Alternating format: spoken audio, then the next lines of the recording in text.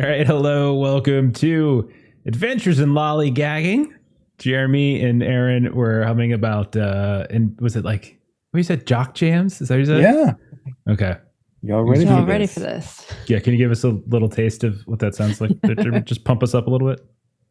You mean pump up the jam? Pump it up while the beat is thumping? I pulled an animal. All right, so yeah, you can see that we are down. We are down in Evan.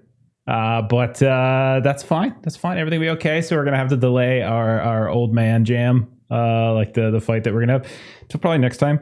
Instead, we'll see the rest of them, and we're just gonna have, I was planning just like a campfire scene for 2 hours where you guys are just telling stories with all these youngins, these little young pups. These impressionable young pups. That sound good? I didn't really prep anything for that. I hope we're okay. Everything I prepped was surrounding Evan, so I just kind of threw everything out the window and just whatever. Okay. Okay. I'm sure we'll be fine. I got a few ideas. So why don't we go ahead, let's do some intros, and then we'll get started. So Kipser, tell us about Lou. Lou is the official best parent of the Lollygaggers in all of the games. She is a paranormal detective of sorts, Ragabash glassweaver, and she would like to leave this creepy cult and please try to convince some of her lovely colleagues to join her in saving her son that she definitely did not forget to call a second time. Name the best parent. Creepy thing about this cult. Name one creepy thing. Well, the dude wants the crown to be the ruler of all the werewolves. It's an old dude with a bunch of teens. That's a bit weird. You'd be on a list normally. It's not that. He's got his Raven Shifter to hang out with. Like they look to him for guidance, for leadership, for wisdom. No. Right.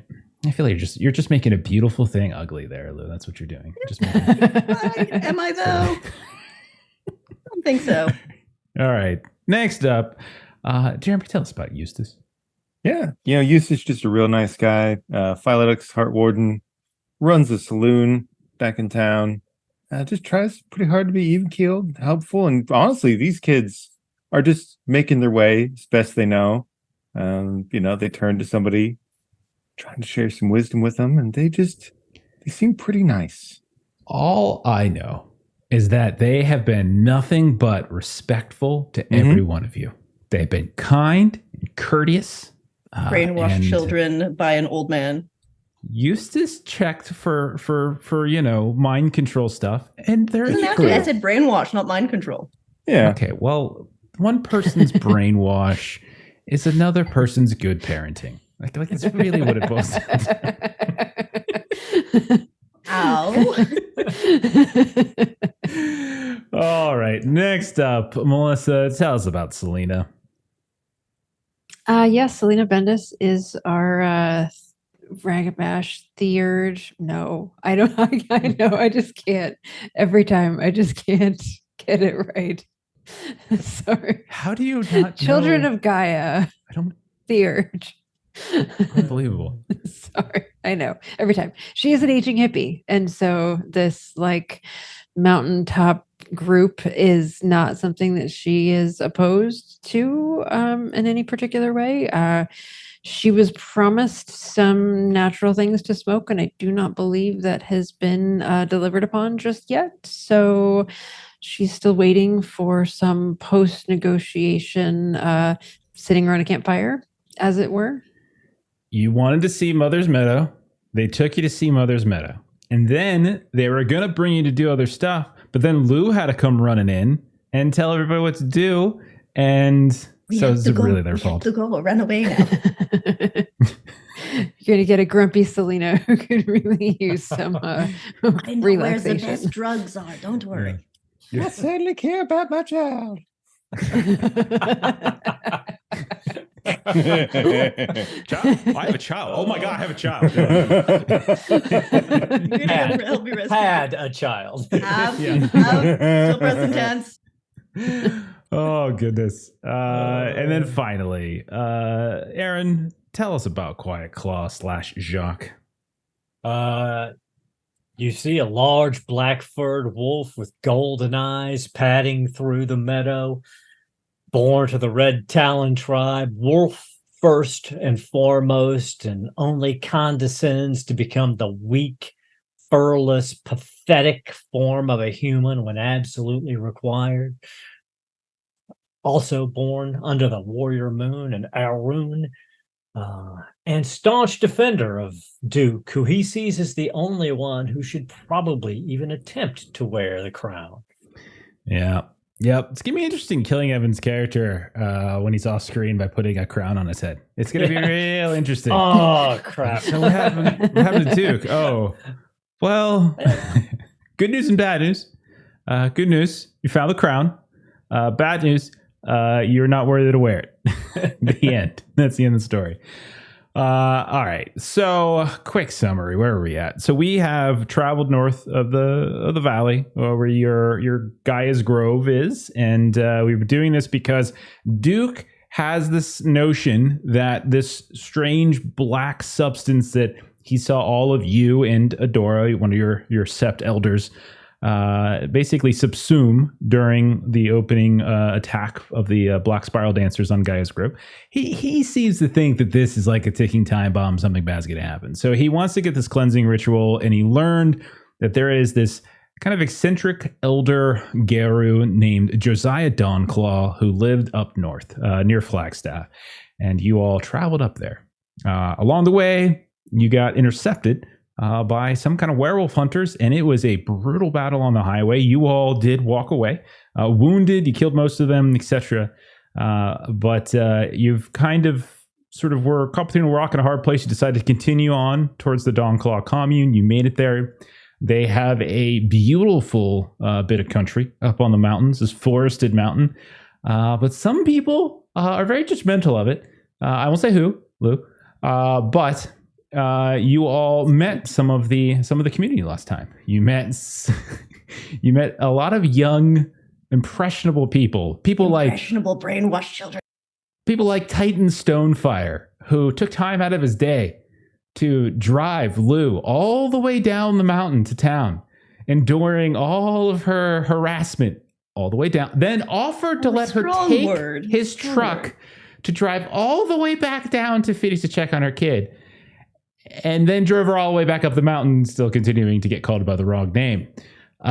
People like Rune Skybinder, who's very, very, very friendly, very impressionable. She apparently sees visions and interprets them, and is trying to learn from someone by the name of Mother Morella, who you eventually learned was a raven shifter. And you also met, who else did you meet? Lyric Earthhowl, a sort of a storyteller of some issue.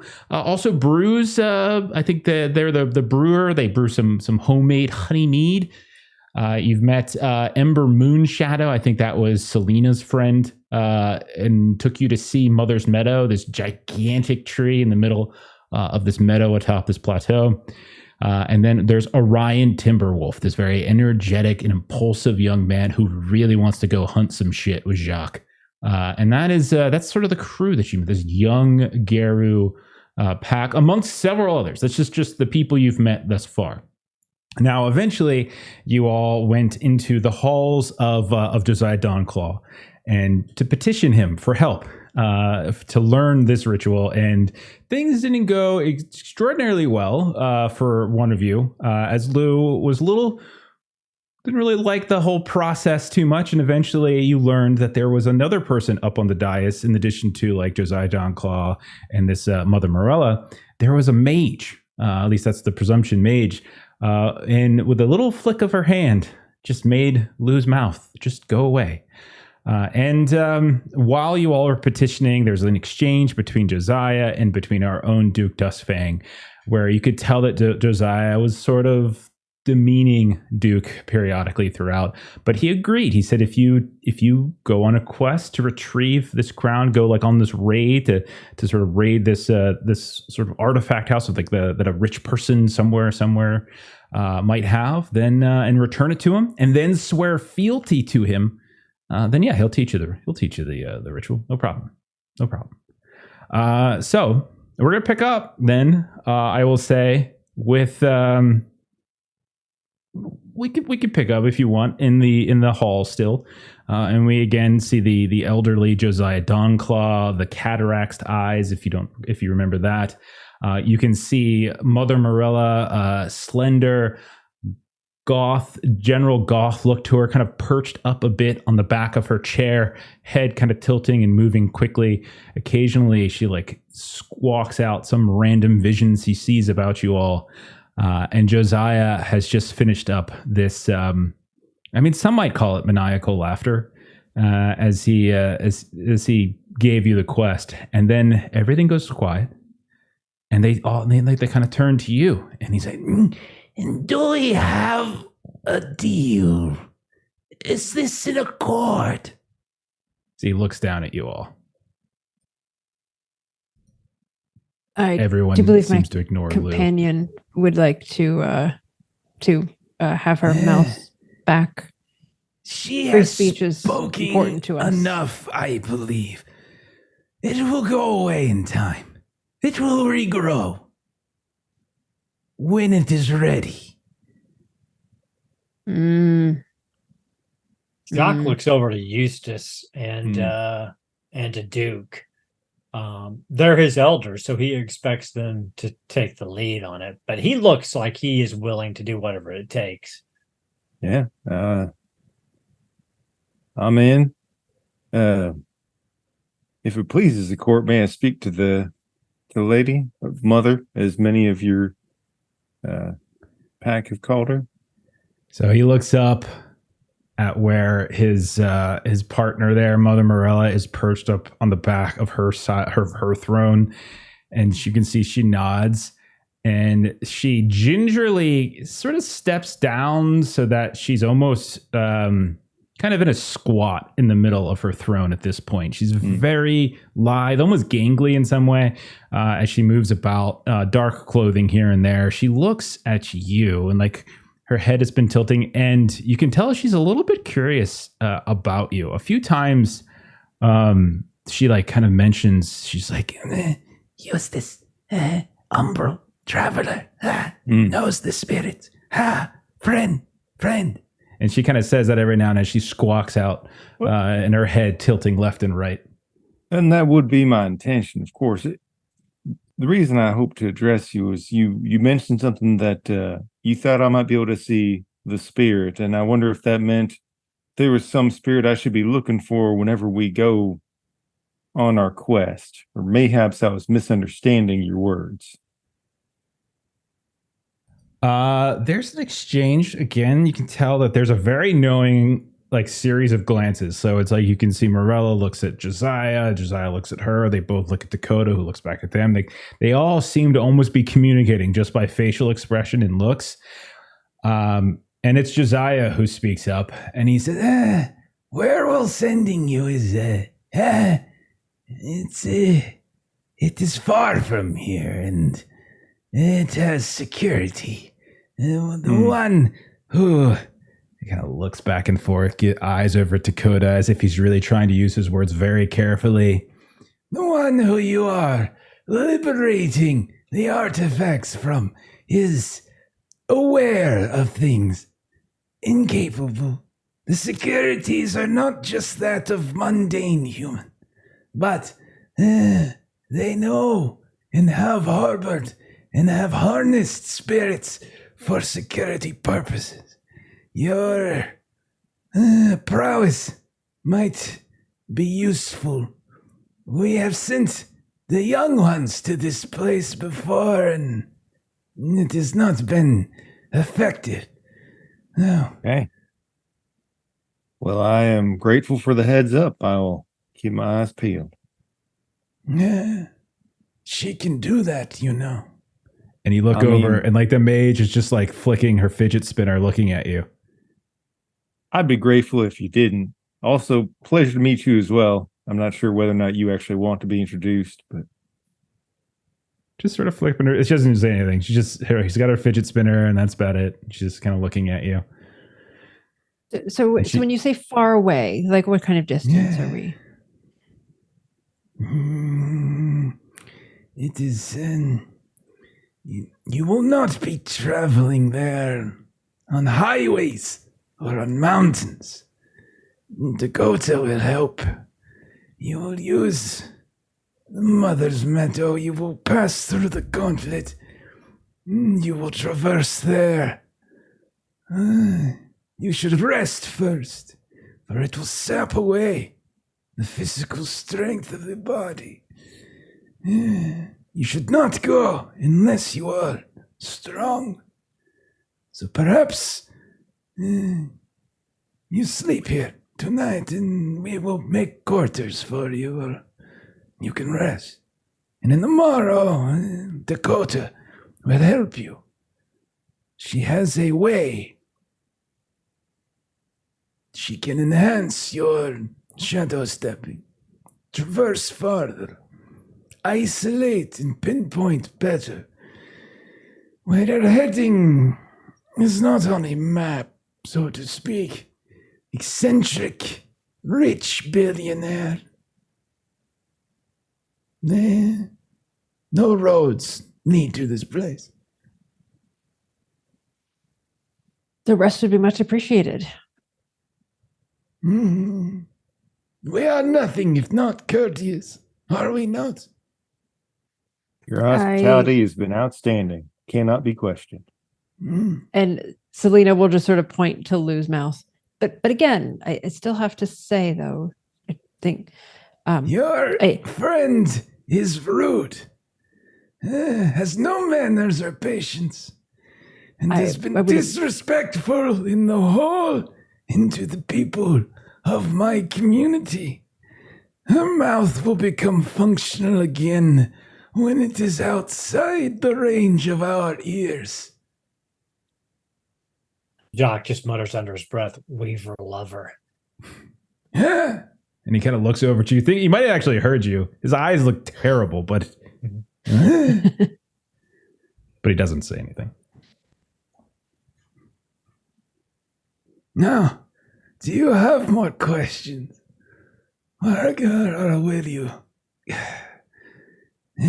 Fine. And he kind of turns to Dakota, and you can see she just, again, Dakota, short, kind of stocky. She's got like this baggy purple like jumpsuit on and shaved head, and she's just fine, and just wiggles her hand a little bit, and you feel the mouth begin to sort of tear open, and your skin kind of flake away, Lou, and you have your mouth back once more. Oh, great. This is much better now. Because I don't have the messages to text message. I need to borrow your communication tower, if that's all right. And then I will leave now, and you don't have to talk to me. No. It was committed. Your pack will contribute to this holy mission. The pack. I think she just meant like right now, you won't have to see her again. If you just say she can go use the telephone, right she's now just is going to go away definitely what from I your meant. presence. Yes, Right. I That agree. is not what I was interpreting from what she said. But you know your friend better. Yes? We all agree it would be better if she were not in this room with us right now. Jacques says, yeah, that's true. Titan, escort this one. And you see Titan come, because remember, Titan and Rune are in the back, and he comes running up. He's like, come on this way, man. Come on. Yes. Let's Yes, go. father. Yes, mother. And he kind of like, and as they leave, you just hear him say, Oh, he's a good boy, that one. He's very courteous. I'm going Yes, to corrupt him. So much patience and wisdom for such a young age. He will lead this commune one day. Yes. So you say this adversary we're to face, sire. Is he human? Is he mage? Is he something else? Mage. If we are fortunate, you will not have to face him at all. You will merely have to face his playthings and bypass the various magical securities that he has put in place. I am sure, though, that there are plenty of things to tear apart. Do not worry. But if the mage is there, you should be sure that my young ones are protected, for they will follow you so that they can learn. Yes. We will do our best, for sure. He is weak of body, but he is... Again, looks back over Dakota. powers that are... boggle the mind.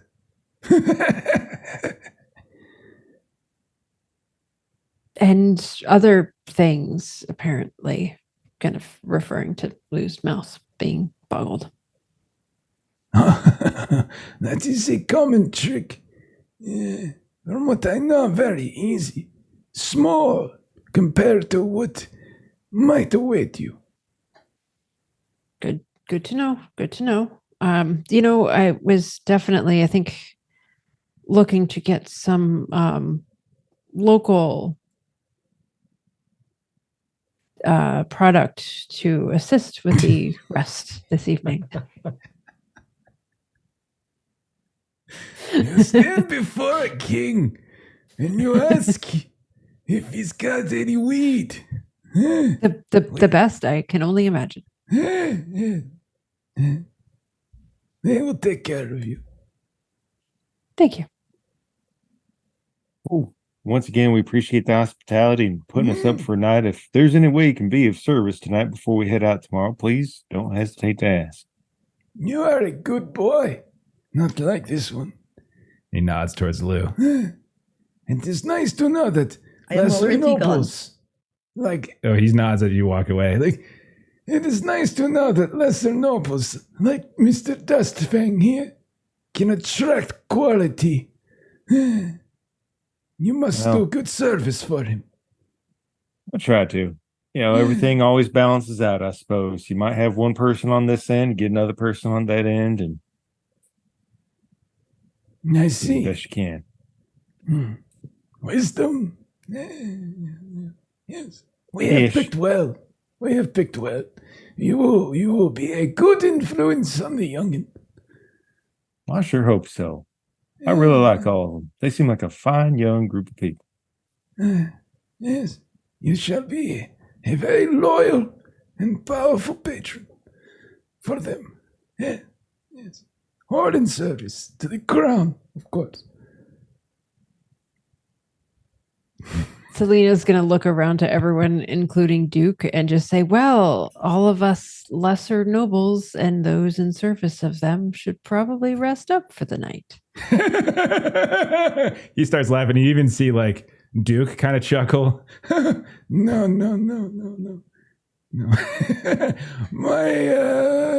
My grace only extends so far. Duke, as much as I hate to admit it, is from lesser noble lineage. The rest of you are like weeds, but even weeds can grow to be useful. Like mountain flowers. They're beautiful. Yeah, wisdom. So much wisdom in this one.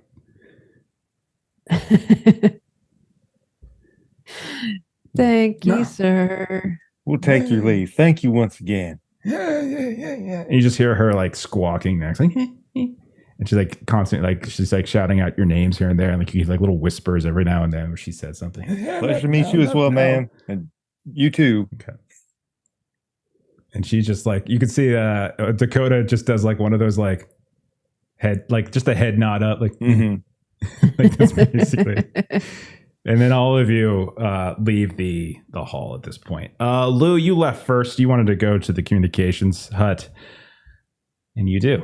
You go inside. You can see that there is a decent spread of computers. It's like a small little computer lab. There's also some phones. There's like an old fax machine and everything. And none of it is like, I would say, top of the line, brand new, but it's not like 20 years old or anything. Like it's modest, but it's respectable in terms of what they have access to. Probably roughly on par with what Gaia's Grove had before you started maybe souping it up a bit. Yeah, she definitely would have fixed it. But Titan, will I fix your setup here? Because there's a few. What is that? Wire chewed through by rats? Oh my god! So there's a little work to do. Right. Well, look, I always knew your name. I was teasing you. But tell me, you know the lores and the histories of werewolves? Some of it. They teach you some things. Yes. Do you have a story of success, or is it always the werewolves have failed? I don't understand what you mean. Like what have we succeeded at doing this over and over and over and over again with the werewolf kings? Why does he need kinghood when he has you and your friends just helping out and enjoying nature together? What is he the looks purpose? Really uncomfortable. He's like, I think about it. You don't have to answer right now, but there's something to be. Yeah, you can't just again. 0 first. Okay, look, is it? Yeah. You might want me to call right now, but listen to me, because I'm the elder, right? So you have to. It's the paradox of this, which you do not like. And that is something you have to think about. Okay. All right. Okay, dial 0. Here we go. All right, now who are you calling? Okay, I will call my son. Okay, so the phone rings and rings and rings. And eventually on the third ring, phone picks up and you hear, "Hey." Hello, this is someone speaking for your mother right now. I was hoping to speak with someone named Lucas.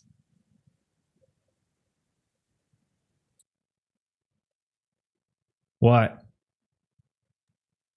I'm just wondering about your current whereabouts. We have a package to deliver you.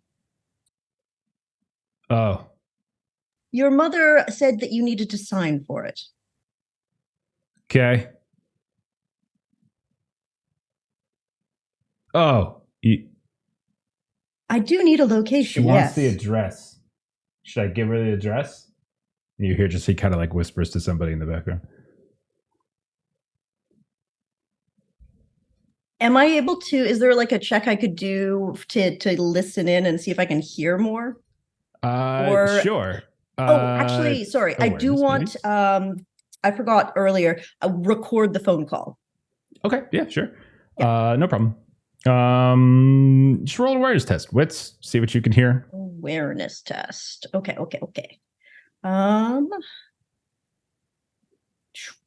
And wits roll. That is 3 successes. Okay. You hear, as it looks like there was like as he moved the phone around clearly, and he was sort of half kind of covering it up, but probably not trying too hard. And you hear, I'll say, since with 3, you probably heard the whole thing. You're like, "Who is it?" And you go like, and you hear, it's my mom pretending not to be my mom. And then you hear like him, like, he's like, "What? What does she want?" And then you hear, "She wants the address." And then you hear, "We'll give it to her." Like, why does she even want there? She already knows the address. And then that's where we're up to. And I would say you recognize the voice as Riley. Okay. Well, they both know I've pulled this shit before. This isn't an uncommon thing for me to do.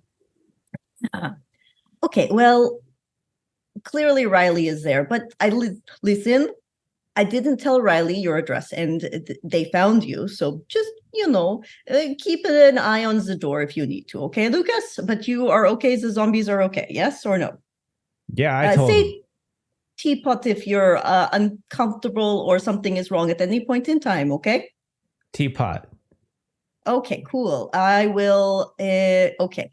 This guy is, your friend's like sofa sucks.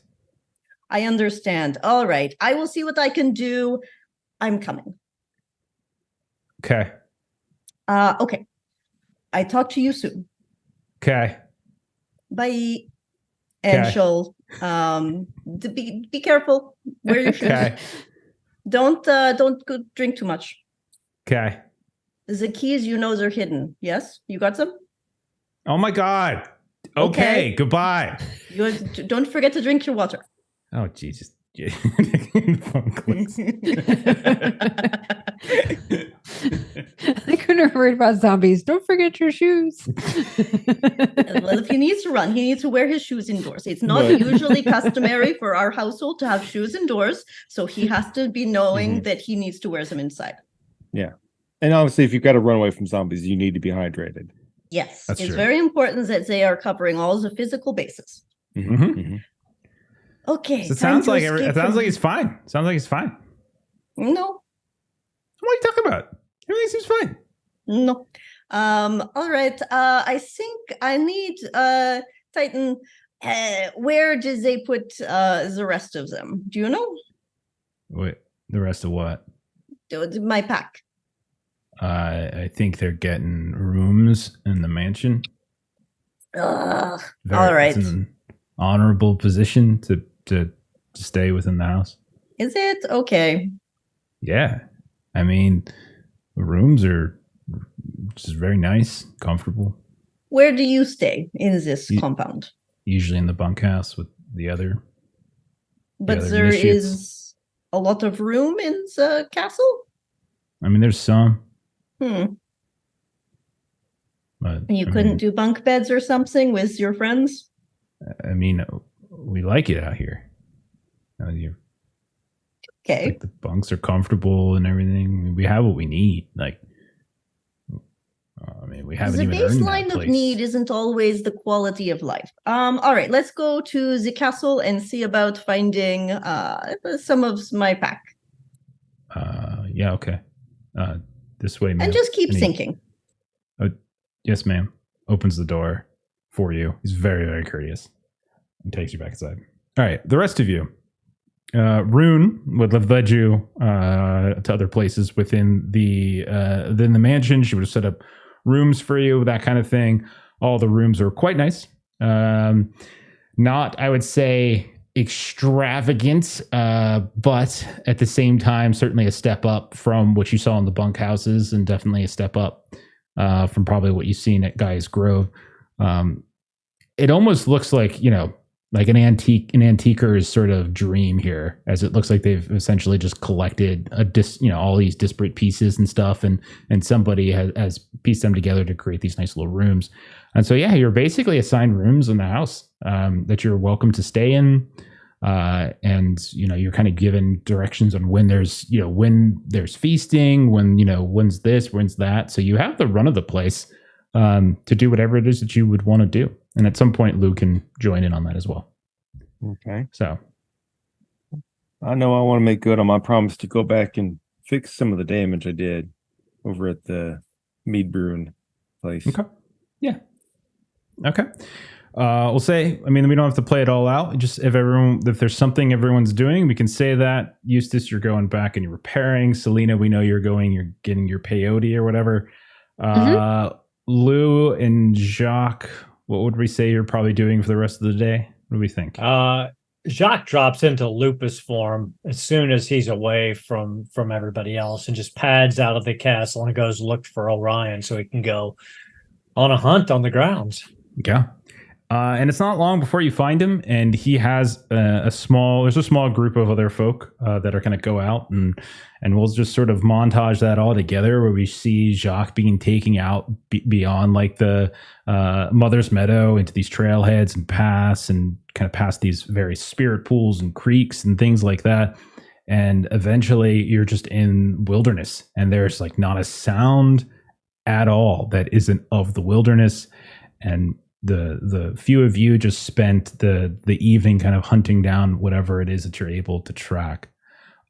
Selena, you are taken to Mother's Meadow, and as the day progresses and eventually turns to evening and night, bonfires get lit. You can see music begins to be played. There's a pavilion nearby where like some sort of the spoils of the hunt and various other products brought in from the gardens and from the mead house.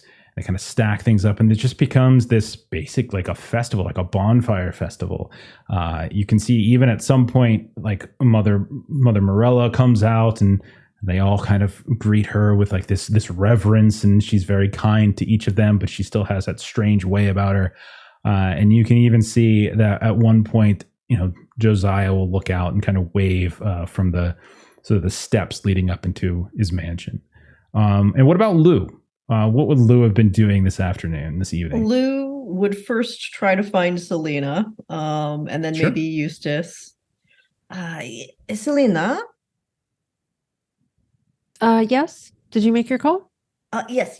So if you listen to these recordings that I made, and I've got like just a little portable cassette play, so hit play. So I asked him to say Teapot if he was in bad situation, and he did say Teapot. So I think I might need to make a legger away from the cult again. I know I went down the hill and then came back up because I wanted to make sure you guys were okay and felt a lot of conflict. But now I feel like I should probably go to Lucas, and I'm wondering if maybe you run away with me. Can I hear the whole thing? I hear yes, him here and you Riley go. talking. Yes, I am. Like, I know you've got your green stuff, but we can pack some for the road. Sure. Can I try to do like an insight or something to see like what I hear when I listen to that Sure. Yeah. recording? Yeah, absolutely. Insight, if that's what you like to do. Insight, probably, I don't know, composure or something. Okay. That works.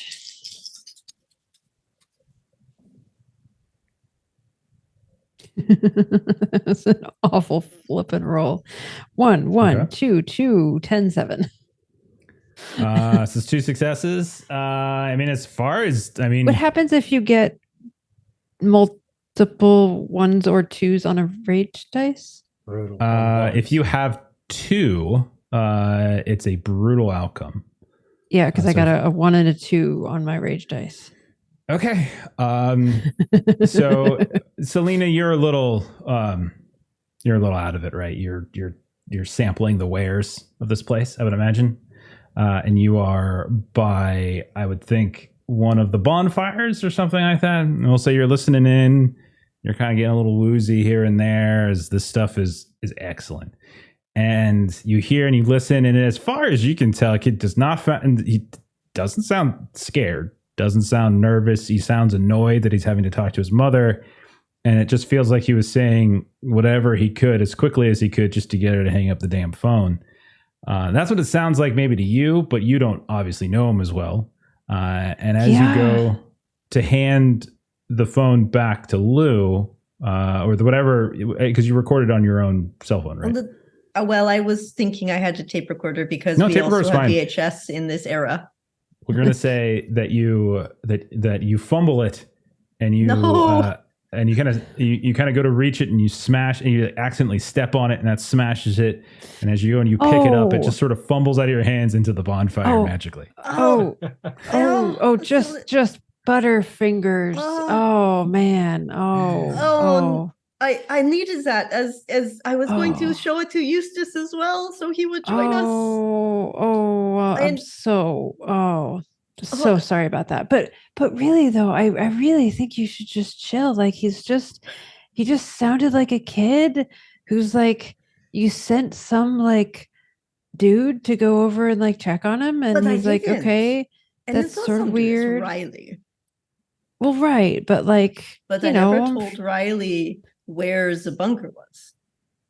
But I mean, so how Riley did he could have find it? just like called him or something. Like if you guys know each other, it might just like have his number or something. And like, I don't know, it just sounded like he's like, fine, mom, I'm fine. Can I go? Can I just go? I'll just say the thing you said, and then I'll just be on my way. Yeah, but the thing I said was to say if he was feeling, needed support and help right away, is what I said for that word. You just said if he's like feeling a little weird or anxious, and he's like, yeah, dude's got an uncomfortable couch, and my mom won't shut up. To think he's just, you said teapot, he said teapot. I think, I think it's fine. Would Selena be able to roll any sort of persuasion check on Lou? Because Lou is wired right now. Me and my 1 pip of manipulation and 0 pips persuasion. Do you have any leadership? You can always do leadership No. if you haven't. There's Yeah, that's absolutely nothing that has to do with social stuff that Selena is even remotely good at. Okay, I think I see that you're busy, but we'll see if we can roll. You can do composure too instead of manipulation. You can do composure plus persuasion. Sure. You don't have anything in that, but you can do that. Sure. I'm at least rolling 3 dice. 'Cause you're just kind of trying to keep her calm, like you're keeping your composure and trying to get it. Like, It's remember fine. we did this last time and you were all worried and he was But yes, fine. because it was those echo stations are also something. Freaking yeah. Oh no. 10, 10, 8. Oh. That is All a right. critical success then. That is, what is that? Like 5 successes? Something 5 like that? successes. Yeah, critical. So there you go, Lou. Okay. Then. Okay, she'll take Just- out a cigarette we- and sit down Did next we to just Selena. talk about this like a week ago? Like, Yes, but helicopters are the- cool to like get you from one place to the other, but as a way to parent, it sucks. Yes, but I feel like he wanted me to come back now. Okay. No, there's nothing in that said, "Hey, mom, I could use talking to you more." Okay. How long do we think this weird little right quest for the throne of the werewolves is going to take? I don't know, maybe like a day or two. Like he's Oh. got Riley. Riley's a cop. He'll be fine. Riley is not a cop. He is a PI. We don't deal with cops. We break laws too much. Even better. He doesn't have like an actual job to go report to and leave Lucas all alone. It's all We good. have an actual job, thank you very much. We run a detective agency. The Forgotten Well, Records. I'm just saying, when you work for yourself, you can prioritize when your partner's kid needs something and just go hang out with But him. it is a real job. Yeah. I don't. D'accord. Only, I don't I will. understand. Okay. I think I will go talk to Eustace. Enjoy the smoke. I will not make a legger. Hopefully, this quest will be it one day. I'm going to go talk to Eustace. Okay. If he's Okay. got any more of that brew, I wouldn't mind some. I will let him know. I did tell him that I would help fix this thing if it needed help. Okay. Okay. So if you're going to go talk to Eustace, are you going to try to get Jeremy to go with you down back or try to get him to convince you to stay? Or is it just like No, Selena has convinced Lou to like hold off for a day. So she is going to go and just help Eustace complain at Eustace for as much as Eustace will allow it, and then help him fix the brewer's kit. Absolutely. Man, I can't imagine. It sounds like you just really want to help your son, right? Well, And yes. he's not really receiving it the way that you would hope he would. Well, yes, because I'm still here and he is over there. I know. And he needs you, but he's not really acknowledging that he needs you. Well, he said teapot though, but Selena says that is still okay, and she was very Yeah. convincing. Maybe there's some part of him that wants you to know that he understood you, even though he was trying to get after home. And if anything, does that mean he's trying to reach out to you on some level? It means he does care about you enough to listen. Okay. So let me Means see. you've raised a good boy. Well, yes, I do appreciate you teaching him some of the cooking the other day. It's I think something he would enjoy more of.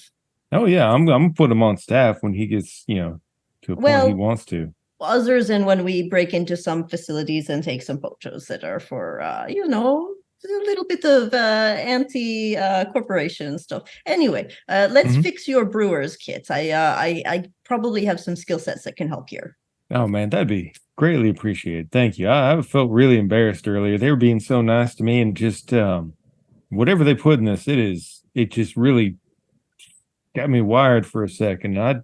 Normally, I Well, don't lose my cool, and I felt really embarrassed. I don't like. I think it's fine. We're werewolves. These things happen. We get strong emotions. Selena also is very much into the green stuff right now and would like a little bit of a brew once we have this fixed. Okay, then. But I think you're okay to feel embarrassed. We are still werewolves, and we are still strong emotions. That's true. I'm glad you're here. Yes. Okay. Let's take a look. All right. So we'll say that you two repair without issue. Selena just disappears into the ether. Jacques, you sink your teeth into some various kills off in the wilds, come back triumphantly. And we'll say the night passes. You all manage to get rest. You all manage to recover some. If anybody needed to heal anything, or if you were doing any sort of regen, you might want to address that now. But morning will eventually come, and you will be sought out just before dawn. And so either finding you inside, if you took advantage of the within Dawnclaw's home, if you took advantage of the room, or if you found some other place to crash, someone will find you and eventually kind of summon you to Mother's Meadow. And you can see you get to Mother's Meadow. It is a place where there's still a handful of folks that, like you, are just sleeping. You can see there's people sleeping in lupus form. You can see there's people sleeping in Hamid form. You can see that there's still some embers here and there. Some folks did all-nighters and everything. And this just seems to be par for the course. Everyone's sort of happy about it.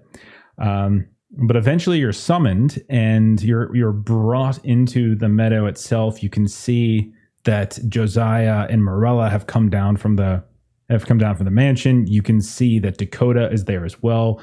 All of the 5-pack, young pack, are there ready to go. Very exciting, bright-eyed. Some of you spent some time with them, and they're ready to begin the ritual of Shadow Passage, the pass through the gauntlet. This is the best place to do it, and that will begin your journey. So, And Selena can do that with them. Indeed. So, do you want to roll it? You're welcome to roll it. If you have the who does Shadow Passage? I've got it. Either you got it. Okay, you're welcome to roll it. So basically, you can take 2 dice from Dakota's assistance. So 2 bonus dice from Dakota's assistance, and if any of you also have it, and you're helping out, you're welcome to take it as well. But otherwise, you can kind of begin and just sort of describe what it looks like when Selena kind of goes to the path. It doesn't take that long. We'll say it probably takes maybe a good 10, 15 minutes to kind of go through the rite. You're doing it in sort of the shadows, the early morning shadows of the wisdom tree as the sun's coming up barely through the branches here and there. It's very, very sort of serene feel to it. And the difficulty here is only a 2. So this is very, very low difficulty. 4 successes. Okay. So what does it look like as Selena? You lead this. You can see there's sort of this awkward, like, sore thumb of Dakota who is periodically redirecting you. Like maybe you're moving about, she sort of shifts you, or you speak something and she corrects you here and there. She's very subtle about it, but like it's hard not to see her as she just kind of in her bright purple jumpsuit and her voice seems to cut through all the noise, and you can just hear her no matter where she's standing. So what does it look like, Selena?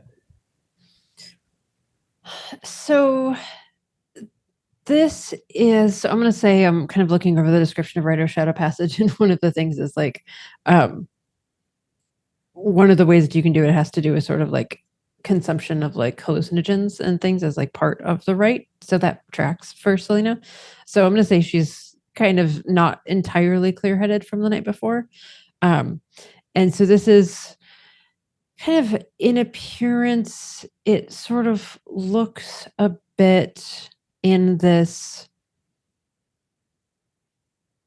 like, it's drawing in sort of the, like, Selena's used to doing this in more of a little kind of like a desert area. So it's a little more sort of like kind of drawing in the the sand usually. But it's sort of just this like kind of whatever comes to mind. So like there isn't supposed to be sort of a particular thing that happens. It's just sort of kind of feeling one with the winds at that particular time and the sound of any animals that happen to be nearby, and just sort of turning that into this sort of like patterned, kind of drawing in the dirt kind of a thing. So kind of all around you, like there's like this singular sheet that just kind of flickers, almost like a mirage in the distance, but it's up close and it moves across you, and then it starts to move across the other right participants, and that's all of you. That's all of the young Gera. That's Dakota to a degree. Is like all of you are just sort of getting pushed or pulled through the gauntlet. You can feel the morning moisture begin to fade. And you can feel like your skin start to tingle, the hair on the back of your necks or arms begin to sort of rise here and there, this like surge of static electricity almost, as everything around you begins to blur a bit, but never quite goes black. And then it just like that suddenly refocuses, and you see yourselves no longer within Mother's Meadow. You can see that you are surrounded, the five of you, so your pack and the young Gera pack. You do not see Dakota. Selena, the last thing you heard of her was just like, see ya. And then like that, you were gone. In front of you, you can see that you are staring out at this undulating, and when I say undulating, I mean it's literally like waves, just sort of shifting, undulating hillside, mountainside, covered with trees. And it's just like the earth itself has this very soft rocking to it in front of you. You all can kind of almost feel yourselves kind of going up and down and up and down. There's these like massive triangular trees that just seem to at the very top turn to this small little powder and just drift upwards into this far off kind of astral type sky. You hear this very slight hum, and you can't quite exactly place it, but you have reached the Umbra. And you can hear there's a giddiness to the young folk around you. They're like, okay, we're here. We can do this. We can do this this time. We can do this this time. And then they all kind of look up towards the five of you, in this case, the four of you, for guidance. Eustace, you're the most familiar. I think you have the lore sheet for Humble Traveler. So you would basically have, you guys have done this before. All of you would know this, but you do know that the longer you stay in the Umbra, so this is just rules of the game, the longer you stay in the Umbra, the more scenes you do in the Umbra, the more willpower you have to expend to keep your body from withering. The idea is like you're traversing this and you're trying to get to wherever it is you're going, but at the same time, like you want to be quick about it, or else you eventually start to run out of willpower, or something bad might happen to you out in the physical world. You would also know, Eustace, that traversing or navigating the Umbra is less about like survival skills, like the idea of tracking, like one might do in the real world on a real mountainside and real forest, and it's more about wisdom and occult and kind of interpreting what you see ahead of you and trying to sort of deduce exactly what might be going on in this area based upon what you're seeing. So, do you take the lead then, Eustace? Considering you've got the Umbral Traveler trait, do you try to like take point and try to venture onward, or would you say somebody else does that? I mean, I'm not going to let you pop me up like that and not do it. Okay. Okay. All right. So go ahead, and the choice is normally occult or wisdom. So you can kind of choose. That's usually like a good combo. So as long as one of those is the base, you can pair it with something else. So if you wanted to use wisdom plus some other skill, or occult plus some other attribute, I'm fine with that. I know wisdom is one of your renown. So it's kind of up to you how you want to combo it. So I don't have a cult, but I've got wisdom. I'm trying to think, dude. Resolve? Yeah, maybe resolve. Would wisdom resolve be all right? I am. through? We're You wisdom tell me how it composure. looks. It's very much true. I'm treating this a lot like a delve and heart right now. So Okay. it's like you use what you think.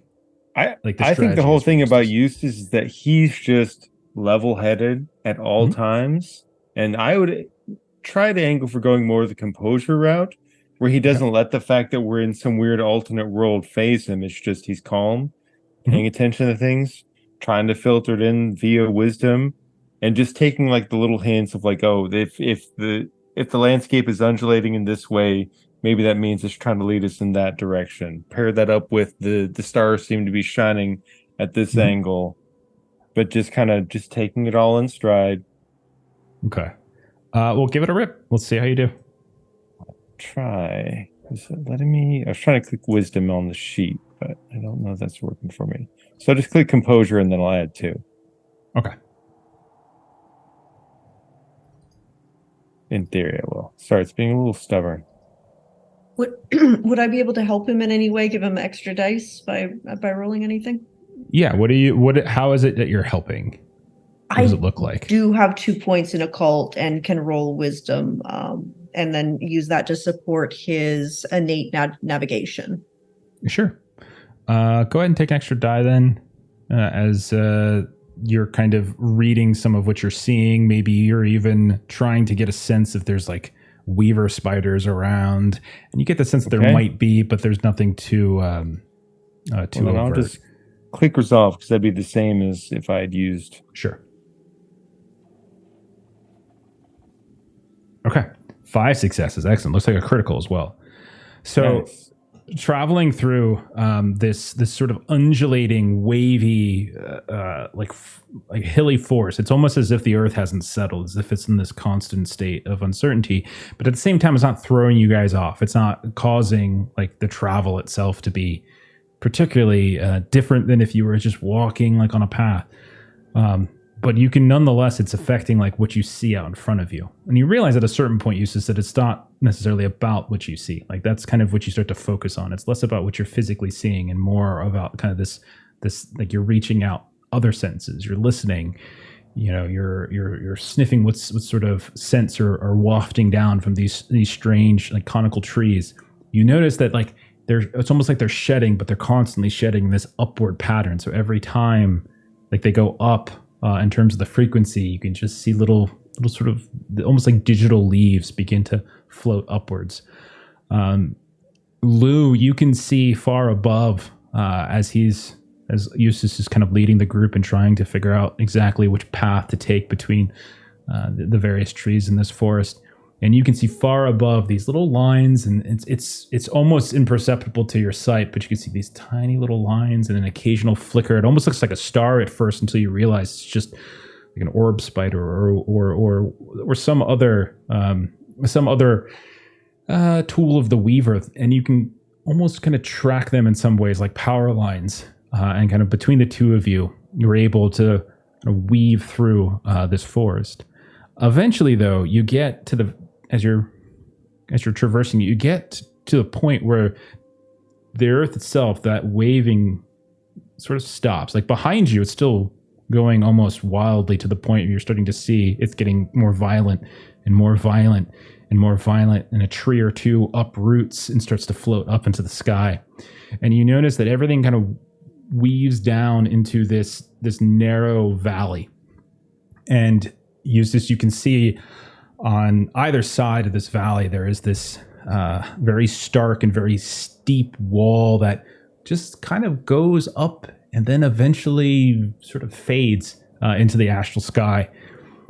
And you can see that standing in front of you, sort of blocking the path, it looks like there's these 2 gargantuan statues, kind of red, sort of like a red brick, like a Sedona red stone.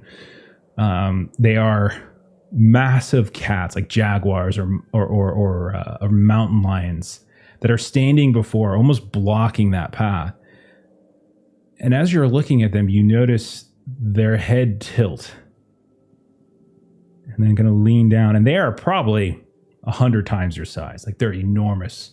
And they're looking down at you. You can see there's these large jewels of some kind that begin to glow and you can see they look down, like there's this bluish glow that's beginning. And you hear the young Garrow start to get nervous, and like they're like, and this is where Rosewood. This is where he ate Eustace. This is where they got Rosewood. All right, what happened to Rosewood? We were trying to go forward, we figured, and you can see that this is Titan who comes up, and he's normally fairly calm, but he's a little bit nervous, and he's like, and they were just standing there, and they were staring at us. They were like, we tried talking to them, but they didn't listen to us, and then we just said, hell with it. We could probably we'll just go, right? They were stone, and then we ran, and then these like beams came out of the light, came out of their eyes, and they came down to the ground, and then we were 6. And the rest of us, like, we made it past, but we never found him. Okay. Running through is not the answer. Jacques pads up and he takes out a liver from the mule deer he killed the night before, and he places it on the ground in front of the cat statue to the right. And then he kind of he shifts into lupus form, and he kind of leans back and rolls onto his side and bares his belly a little bit, and then kind of uses his paws to scoot the liver towards the cat as an offering. Nice. You can see the largest one, or not the largest one, the one that you put the offering in front of. The eyes begin to dim ever so slightly, and they bend down this massive head. You can even feel like little drippings of a combination of like dirt from the stone, but also saliva just sort of drooling out of their mouth as they come down, like over top of Jacques. This big giant claw comes around and just sort of rocks Quiet Claw just a little bit in the ground. And then with a decent amount, it's kind of gentle, just kind of scrapes him backwards, almost like it's hiking a football, slowly, and just drags him to the other side, and you no longer see him.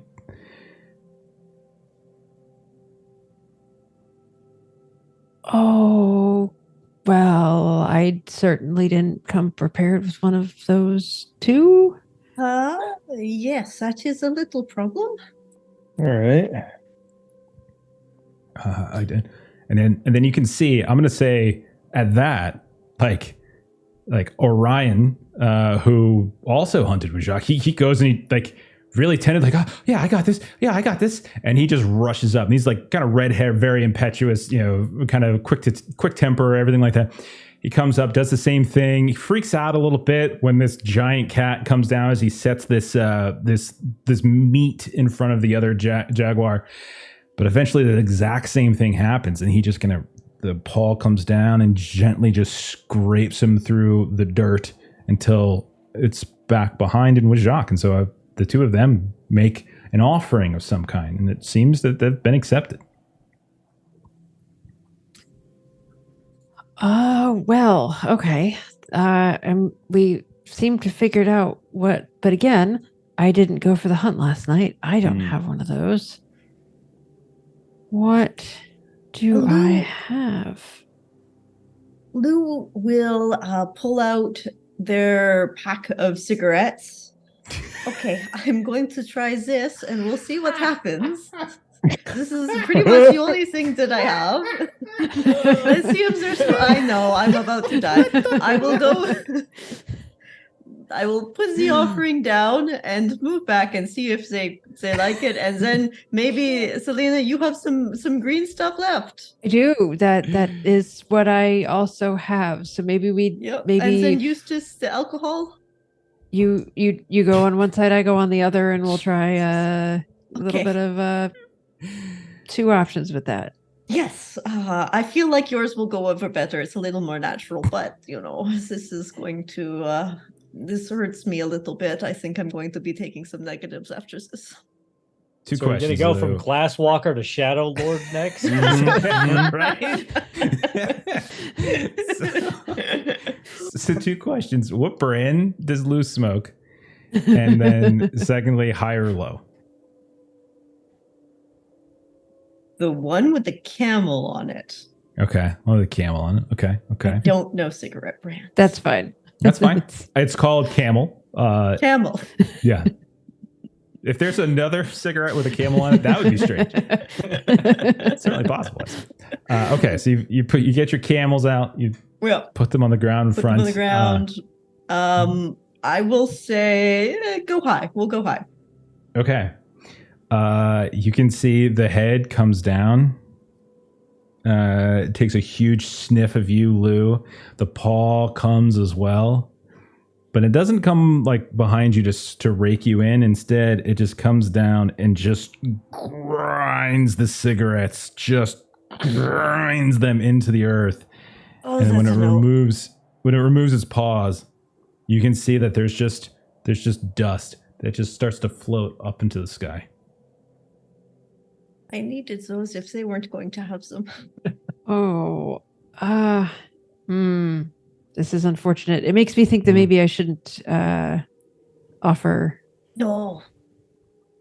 Perhaps not. Okay.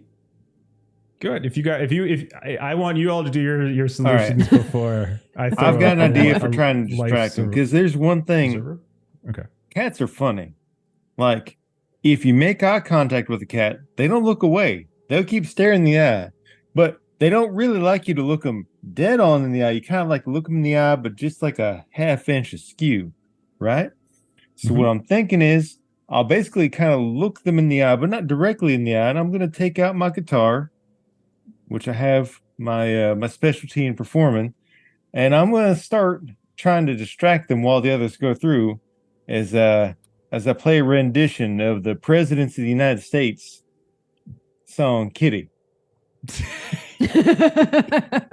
You know, kitty at my foot and I want to scratch it. All right. Roll performance. Dear God. I'm trying to stay calm, you know, just calm and cool, keeping my composure. Okay. Roll performance. I know you didn't expect that. No. 5 successes and a crit is very good. So there you are. And like you got everyone's ready to go. And you just start playing. And the cat like moves quicker than you've seen the cat, as like their head just turns in that kind of cat kind of way. And again, systematically sweeps down head first, takes a long whiff. The paw comes down. You can see everyone's getting ready to run. At least the young ones that are left. Everyone other than Ryan. What about Lou and Selena? Are you doing this? Are you going to make a break for it? Yes. Okay. I will run with Eustace. I will make sure it goes okay first with him so that he's not alone. Selena will go with the young ones. Okay. Selena, go ahead and give me a athletics dexterity roll to see how fast you are. You. Roll well. That's the rule. Yeah. Roll for me. That's 7 dice. That'd probably be good. I will. Yeah, I'll spend willpower later if I need to. Sure. Is 3 enough? I mean, something will happen no matter what you roll. You just tell me once you're comfortable. I'll try to. Can't believe they didn't want cigarettes. 3 is what it is. Okay. So you and the other 4 run. And you can see that might not be a good idea. As the other one of the jaguars, their hand sweeps down much more quickly. And in doing so, it catches you and 2 of the other young ones. And you all just kind of get swatted like up into the sky. And you go sort of floating and flying. You slow down up in the sky as like you can tell gravity feels a little different up here. And you just start hurtling until you smash into one of those trees up a ways away. You said 3 successes? Is that right? Yeah. take two superficial damage as you smash against it. And we'll say that two of the young ones made it through. So we'll say on the other side now with Jacques and Orion, we also have, we'll say Rune and we'll say Lyric have made it. So, or excuse me, Ember, she's the quick one. So Lyric and Titan were the ones that kind of got whacked into the trees with you, Selena, as you come back down. Now, Lou, you've been watching Eustace, and you can see that they don't seem upset with him as once more one of these paws kind of curls itself around Eustace and just pulls him under. And Eustace, you can just feel yourself, and they do it gently, so you're still kind of standing almost like water skiing on the dirt for a bit with your guitar out as you get slid underneath the body of this stone jaguar to join more than half the pack at this point. You see Jacques over there. He looks fine. Everybody else looks fine, and you've bypassed it.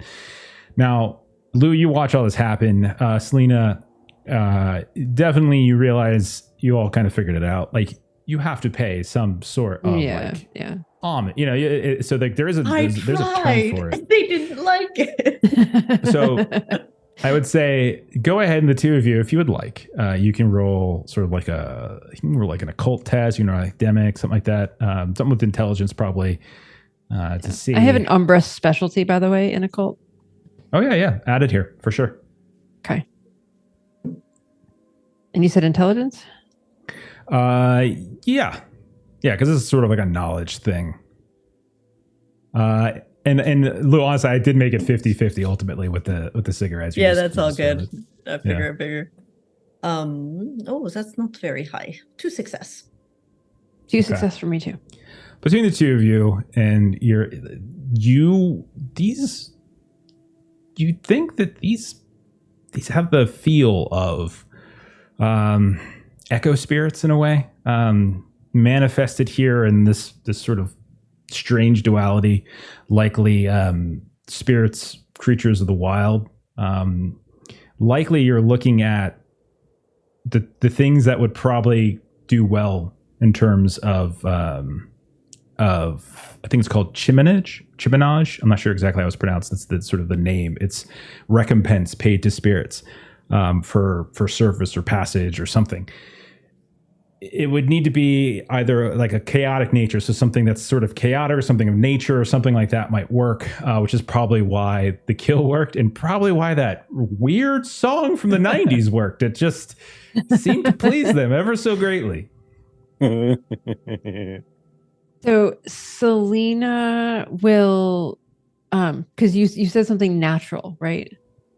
Yeah, so something like this is basically like they have kind of a fairly chaotic nature. So anything that sort of speaks to that sort of chaoticness or anything maybe of Gaia itself or something of nature itself would probably be fine as well. Okay. Selena's going to divvy up the green that she's got left. She's going to give some to Lou, and we've got 2 of the young ones that got knocked back with me. Titan and Lyric, I believe. Okay. So basically whatever she's got is going to get divvied up 5 ways. And one by one, as you make an offering, they do in fact accept that. And you all do bypass this. Everyone kind of gets swept in, and you're helping each other up, etc. And at some point, maybe no one noticed, they have turned around. The jaguars are now like literally looking down at you again, and the eyes are kind of glowing once more, getting bright and bright, and you have this valley out in front of you extending out and away from them. Jacques, I'm so glad you came prepared. That did not feel good to be kicked by them. Embrace the wolf in your heart. That's all they need. If you have a wolf in your heart, Lou. I have some wolf. Thank you very much for noticing, Jacques. I see you're in not peeing on them yet. I respect true hunters. Well then. Nope, sorry. Forward we go. You two, let's move along. Okay. Jacques will pat off. Okay. Hunters don't hurt. Start pushing forward. All of you Begs. spend a willpower, superficial willpower, as that was effectively like a scene, we'll call it. Mm-hmm. You all, the time works weird. Those of you with like watches or phones, like things obviously aren't working the way that you would expect them to. Even those of you who might be carrying a watch that is not digital, right? An analog watch of some kind, even that, like the ticks of the second and the minute hand just sort of work in a strange manner. None of this is alarming to any of you. Obviously, the younger werewolf are a little bit more antsy. Like there's a great deal of oohs and ahs coming behind you. But since all of you have traversed this at some point, it's not as, as necessarily terrible or obvious to you. You do, however, as you start to kind of push down this long, singular valley, like you can see the rock shapes on either side are like constantly shifting up above you, and you can see almost like they're turning and looking down at you, turning and looking down at you, one after the other, all these like ovular rocks, and they have these very plain faces, very simple eyes, there's not actual eyeballs, and then there's like these little sunken sockets where eyes might be, and they all just shift and turn and shift and turn, and you can feel the sort of anxiety growing a bit in your young companions. And then eventually the valley itself begins to become sort of shrouded and overrun with this kind of glowing ethereal mist that just begins to pour down out of those, like where those sockets are, almost like these tears are just flowing down, creating this floor in the valley, this sort of like light bluish floating sort of vapor that as you move through it, it kind of you can feel physically it kind of tearing against your skin here and there. And as you're walking, you notice Eustace, Jacques, I'll say the two of you are out in front for different reasons. You can both see like this moving around, almost like a comet sort of shifting around in the cloud up ahead, like, and it's moving with this great speed. And then I'll say, Jacques, since you're in lupus form, your hearing is probably attuned particularly well. You just hear this fluttering, and it's like this, it's just echoing, and it's cavernous.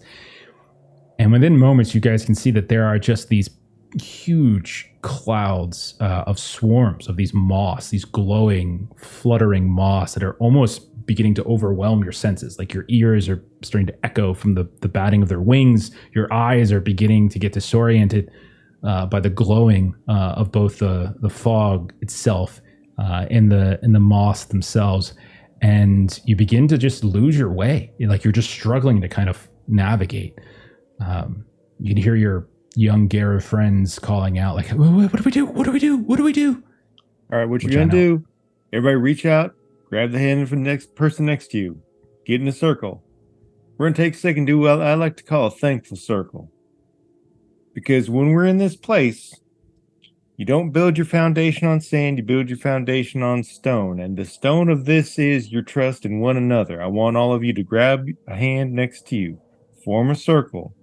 Say what you are thankful for of the person next to you.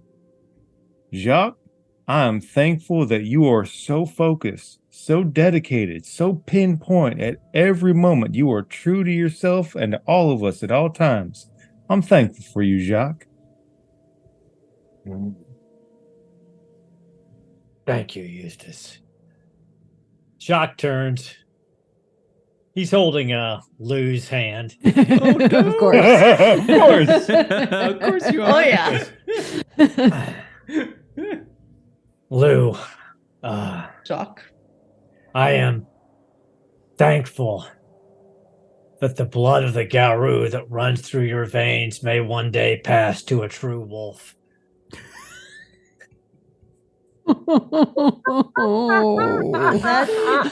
I have a son already. We don't know if he is or isn't a wolf. Thank you. Oh. Oh, God. Good effort, I guess. Selena, I am thankful for your ability to shed guidance when sometimes I need it, and Spiral, and your ability to help navigate the greener and mystical parts of the world. Well, thank you. And Green as in Selena, weed. I do mean weed. I'm talking about weed. yes, I well aware of which I now no longer have any because I had to give Yeah, I'm all of it as a donation to get through that. But it is okay. It will be fine. Get you some more. Eustace, you talk about making a foundation not on sand but on rock, but you are the rock here because sometimes I'm off doing my thing and these two chuckleheads can't really seem to figure out how to be a team with each other, but Jacques just needs to you listen better. are the one that, and she just starts talking loudly over anyone that interrupts her. You are just the and she sort of gets this twinkle in her eye. You are the heart and soul of our pack. That's fun. Now, I loved all this, but you young folks, I want to hear all of you say something kind to each God other damn too. it. All four of them. No. All five of Okay. them. Okay. Orion will speak up and he'll say to Ember Moonshadow, you're passionate about protecting the cairn and your belief in Josiah as the one true leader of our sept it's unwavering. And then Ember, she gets all she blushes a little bit and then she speaks about Lyric and she's like, Lyric, you're the best storyteller I've ever met. You tie together the community by stitching together our histories, and although we're young and we don't have many experiences to chronicle yet, I'm sure that in the years to come we will have many adventures to look back on. And then Lyric will speak up and we'll talk about Titan, and he'll say, Titan, you're strong and you're patient, and you could probably kick the shit out of every single one of us, but you choose not to. You know when to use your strength, and you know that there are times in which you just have to grin and bear it, and you're wise beyond your years. And then Titan will speak up and say, and Rune, you're like the youngest of us, but you're the wisest of us. You're almost as wise as Mother Morella. You see all the signs and the visions. You look at the stars, and from it you can intuit what Gaia or Luna or whoever is trying to tell us to do. It's amazing. Then Rune speaks up about Orion. Orion, you're the bravest one we have. You're just so willing to just leap headlong into danger, whether it's to protect us, to feed the sept, whatever it might be. And all of them kind of go round and round. And everyone kind of looks over at Duke, who's just hanging back in the corner, and no one says anything else about it. Well, there you go. He is here in spirit. You saw me playing with my action figures together. Yeah. Okay. So that sure sounds and feels like family to me. That feels like a strong foundation. I feel the ground getting steady beneath my feet. I feel all the noise falling away. How about you? You hear Rune speak up. I think they're trying to tell us something. I think they're trying to tell us something. And you watch as the sort of the mist sort of swirls a bit. You can see some of these moth swarms begin to dissipate, but they leave kind of on each of you, in your hair, on your clothes, etc. There's a handful here or there. They're just sort of there on you, and they're not bothering. They're not doing anything irritating. They're just sort of sitting here, or kind of sitting on an ear, or sitting on a shoulder, or sitting on a pack, whatever it might be. And on the ground, almost like lights in a movie theater, you see there's more of them. And they have kind of created this sort of pathway, and it leads into what looks like this crack in one of the walls of this valley. And you can see that there's just this these steps going down into this small crack. See, what do you know, Eustace? You knew exactly what we needed to do. After you. Of course I did. I always know what I'm doing. Jacques I would also lie to dart myself just to a stay little happy. in front of Eustace, Sure. just so that he can protect him in case something unexpected happens. It's definitely a dark handful of steps, and they do feel like hewn steps. Like they're not like they're probably carved from somebody, but they're not like they're carved into the rock itself. And there is this little circuitous path within within some kind of rock face. You can see again the red brick here and there. You can see there's these symbols and sigils and such that are periodically illuminated by a moth just happening to perch up on one of these bits of rock here and there. And you all know that these are spirits. These moths are spirits. You're being surrounded by them, but you're treating them with decency. You're not hitting them. You're not swatting them. And they seem to be kind of aiding you in sort of kindness. And Jacques, since you're out in front, you hear the sounds of like a rushing water, or not a rushing water. It's like almost like a tide. And when you come out on the other side, you can see there's just this expanse of water. It almost looks like a beach in some ways, or it could be a lakeside. But you can see there's this current that just roils left and kind of right in front of you, and it's the only thing you can hear is that. And you feel this serene moment of peace. If you have any superficial willpower damage, Jacques, you can actually restore one as you step down into this area, and you feel this overwhelming sense of calmness begin to press down upon you. And since you're up at point, I'll let you decide whether you want to tell everybody else about what you found. Yeah, no, Jacques would turn back towards Eustace, back up the path a little bit, and then you'd hear this kind of mournful yet happy howl that you'd recognize as a call to bring the pack down, that it's safe.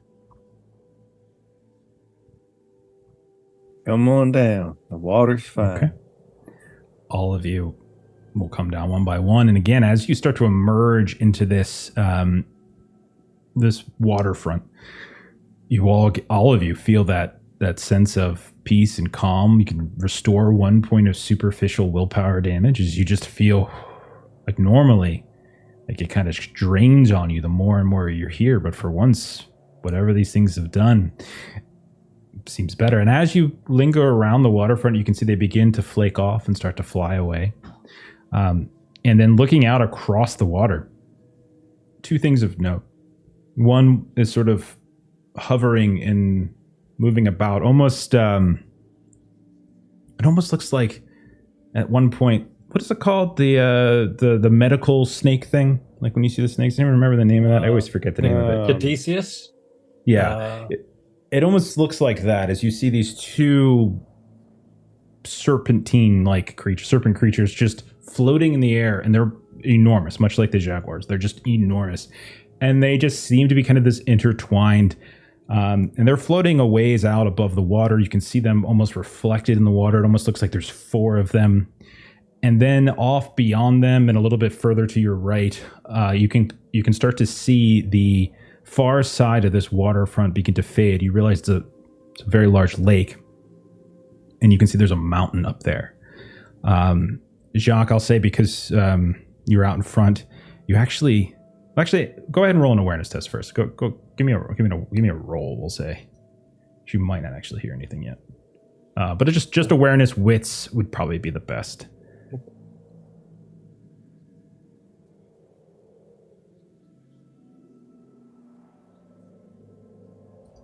Two successes. It's so hard to deduce exactly what you hear, and it's there and then gone so quickly that you weren't able to concentrate it. But it might have been a howl, like a Geru howl coming from far across the water. Like it's just this distant howl, almost like comedically or like a gothic horror movie of old. You just and it just fades away. And that's what you all see in front of you. So it seems that we have to traverse this body of water. Do we see anything? Yeah, I was going to say, is there a path that we can see that maybe goes to a bridge, or? You see just the water itself seems, it's kind of roiling here and there. Lou, go ahead and roll like an occult wisdom.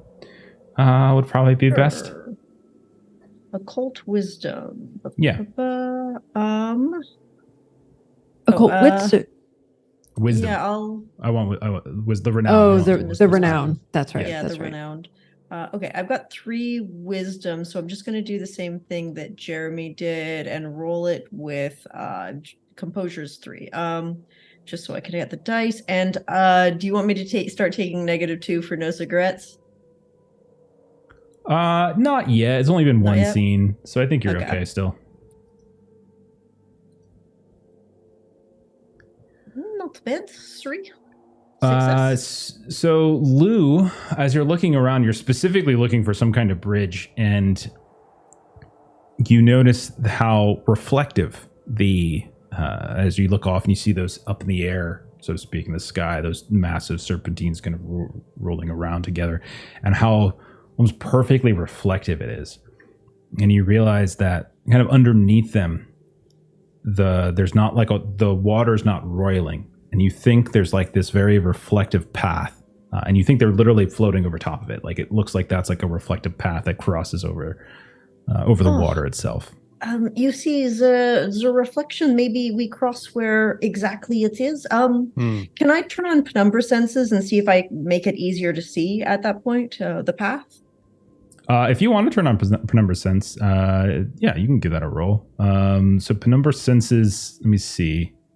I can pop it up. There we go. Let me make sure this is actually going to be useful to you. So it doesn't. Yeah.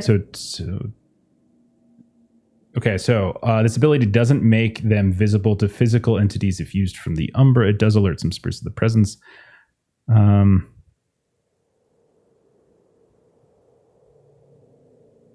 think since you're in the Umbra,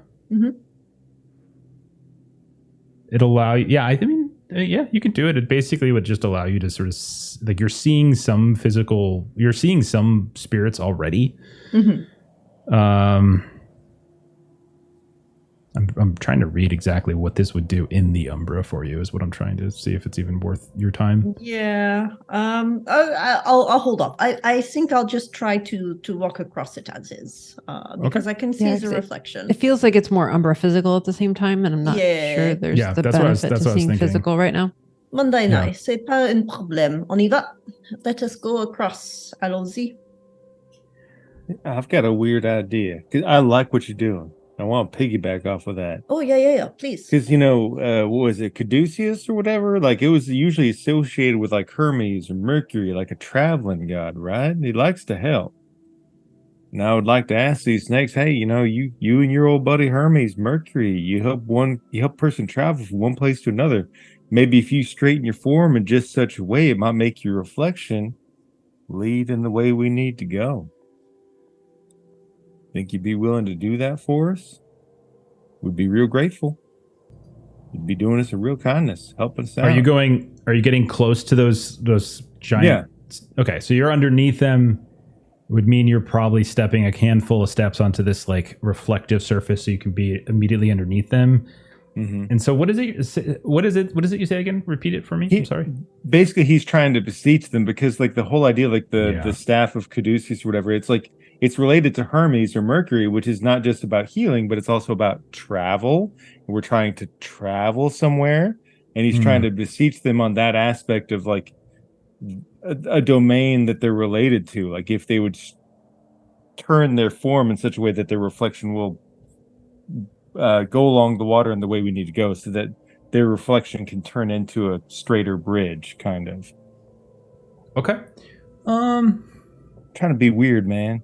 No. I like weird. As you get close and as you begin sort of beseeching them, speaking out to them, talking to them, they certainly stop their movement. As this whole time they've been in this sort of cycle of just wrapping around themselves in this constant state. And they stop and begin to unwind. And with this sort of mirrored perfection, each one of them goes off to the side and begins to slowly move downward on either side of this sort of reflective surface. You can see in the water itself that they also do the same thing as well. And they dip down. You can see just barely touching the water. And on either side of you now, Eustace, there is a snakehead that is as large as basically like a school bus. And they're both just hovering right next to you. You can feel the flickering of tongues. Their eyes are not even there. Like you don't even see a socket. You don't see anything. They're just scales. And these long tongues come out, and they're just kind of sniffing at the air a bit. And you can feel them occasionally just kind of flick you here or there. I'll tell you what. Roll. I'll take occult. I'll take intelligence. I'll take anything like that. If you have academics, I guess we can do that as well. If you're trying to figure out exactly what these things are and what they're kind of communicating here. Okay. Oh, So- gosh. Occult intelligence. Yeah, I'll take that. Okay. Curses. That's what I'm good at. Is that not good at? Is that not very good at? That's Yeah. me. Go. Well, you never know. I rolled 3 dice and got a 5. Give it a rip. Okay. You know, Do you have any dice? You gotta I've have got something. one dice. I have literally one dice. One Can dice. I support Oh, him and help roll? Gosh. Yeah. Yes, I was just going off of move. what felt like the thing to do. Can I roll no, it's occult great. intelligence and help? Sure. Thank you. You have one intelligence. That's your dumb stack. So Is- three successes. I hear what he's saying. I'm like, you're right, Eustace. This is what I know about sort of these snakes Yeah. and what you're doing. So he's right that they might be willing to help. But in terms of what he's specifically asking for is, that they are, they're basically, their serpentine is not the wrong term for it. Like that is probably something that has floated around. And what I should stress here is that the terms that we're using aren't like the objective truth. They're just the Garu's interpretation of what they might be. But they, you might have heard stories. Maybe Adora, someone back at your sept has mentioned it. But they're serpentines, and they are, they're fairly terrifying. But they have a tendency to communicate not through words and not through anything other than like the flicking of their tongues, the twisting of their bodies. Like they are literally communicating in some particular way. They can be very peaceful. They are, that I would say the two things you would know is that they are healers. They're actually capable of doing that. And fear is something that they are quite, it's almost something that they feed off of. It's like this exchange of fear for healing, feel for rejuvenation is kind of this exchange, this currency that they use. So while they might be willing to help Eustace, they probably wouldn't be willing to like just build a bridge in that regard, but they might be willing to exchange a fear or something like that in exchange for something else. Yes, so we like the scaredy cat. Yes, we'll help you better. Okay. This sounds like a good idea. To be clear, I am very scared right now. So Selena will try to go. Okay. And I do want to stress that there is that like kind of flat reflective bridge that's there no matter what. So like this isn't like you have to like interact with them. They're just they were there as well. So Selena's going to try to walk ahead, and while she's walking, she's going to think about being like alone, not having anyone around, not having anyone to talk to, not, and just sort of have that just sort of like going through her mind as she's walking, just sort of that like Okay. anxiety, fear of kind of like the loneliness, being alone. As you start walking across, like when you first start walking, it's just a reflection of yourself, like walking. But as you start focusing your thoughts, we can see that the reflection in this sort of path over the water begins to shift and change. It's almost like a projection of what you're thinking. And we see like Selena by herself, isolated, no one around. We see this like kind of darkness begin to swirl in the water around you, so that you're literally by yourself. Maybe a younger version of yourself too, where it's not just like the general sense of fear, but memory that's kind of coming through as well. And they become very less interested in Eustace all of a sudden as they start to flank the side of this path, and their tongues kind of flick out here and there, and it just, one of them seems to go after Selena herself, the other one seems to go, like the other tongue seems to go down towards the path, and they just are like each one almost like it's tapping, flicking. So Selena, is it a specific memory, or is it just sort of a general feeling? I think general feeling, but sort of as this actually sort of, she gets anxious about these. I think she'll remember kind of a particular, like going out and howling and not hearing a howl back. So sort of expecting to get a response, and just sort of that like howling into the night and no response, that just echo into nothingness. Okay. All right. So, okay. You feel, you're in the Umbra right now. And so like your physical body, it is distant, like your understanding of it, your feeling of it, while you still felt the harm of smashing into the tree before. Like it is, the pain is always like a little distant because you're not quite immediate, but you can feel a surge. Actually, you can feel the wounds, you can feel the pain that you've been carrying in the last day or so since the time on the highway begin to lessen somewhat, as you can heal one aggravated damage and one superficial damage. And let me know how that does for you. So yeah, so then I'll have one of each left. Make sure I'm doing the math right on this. It's power plus, yeah, okay, that's right. So what is your health maximum? 6. Okay. All right, you're fine. So yeah, it's just the one aggravated health and the one superficial health gets healed. You feel a distant surge of, I think, this rejuvenation come from you. But you also feel a little of like that fear begin to, it's not like they're taking it from you. You still have it, but it's kind of deadened and dulled and sort of a little bit more distant. It's not as crisp of a memory or a feeling as it was prior. But you all watch as Selena makes it across this, it's not even a massive lake, I would say. It's a decent size, and she just traverses across, and eventually these two creatures begin to start sort of swirling around in that perfect synchronicity above it. And Selena, you've made it kind of to the other side of this lake. And Selena's going to howl like a scared howl to try to communicate back sort of what tactic she used. And so Jacques, you would hear that for sure. So Jacques padding across as a wolf, thinking about Selena's communication.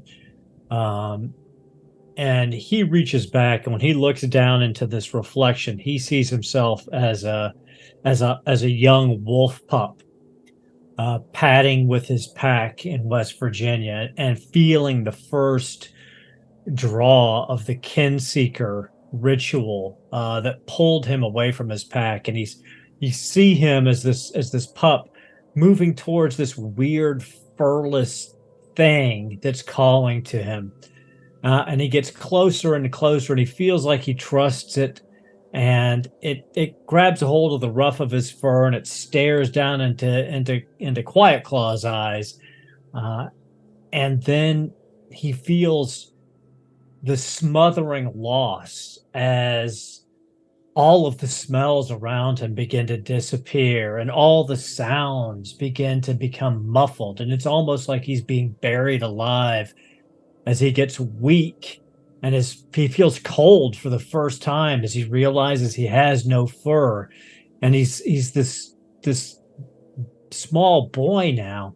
And he tries to howl out to get his pack to come and save him. And all that comes out is this mewling human cry.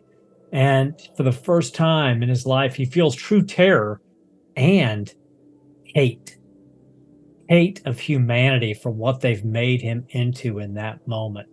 As he sees his mother and the rest of the pack pull back into the tree lines as he's left this weak, pitiful thing in this man's arms. So just like with Selena, they immediately like fly down. They flank either side. One hitting the body of Jacques. One with its tongue flicking down at the reflection of everything that Jacques just narrated, just all showing.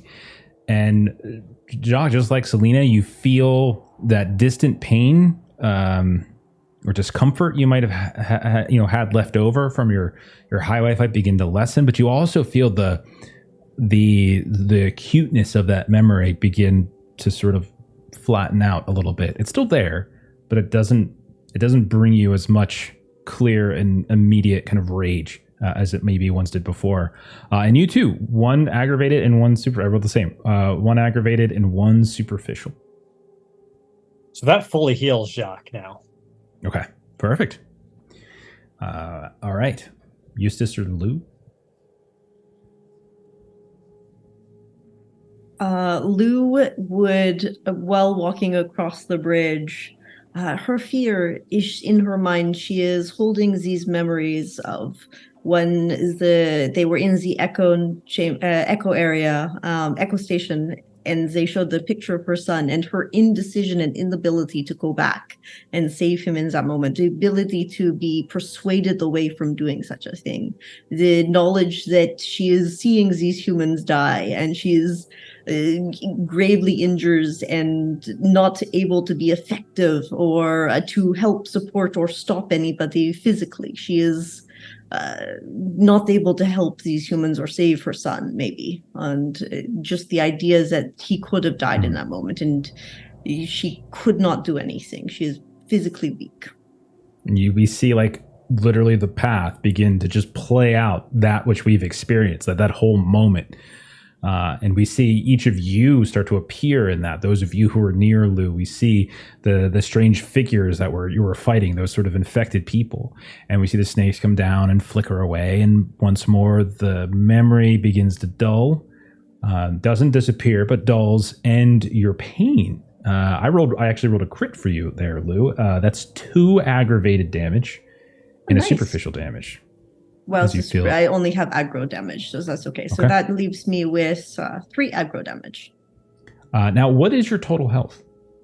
So I was actually just reading the book. I've been doing that. I've been making a slight mistake. So my total health is 3 if it's stamina plus 3 for health.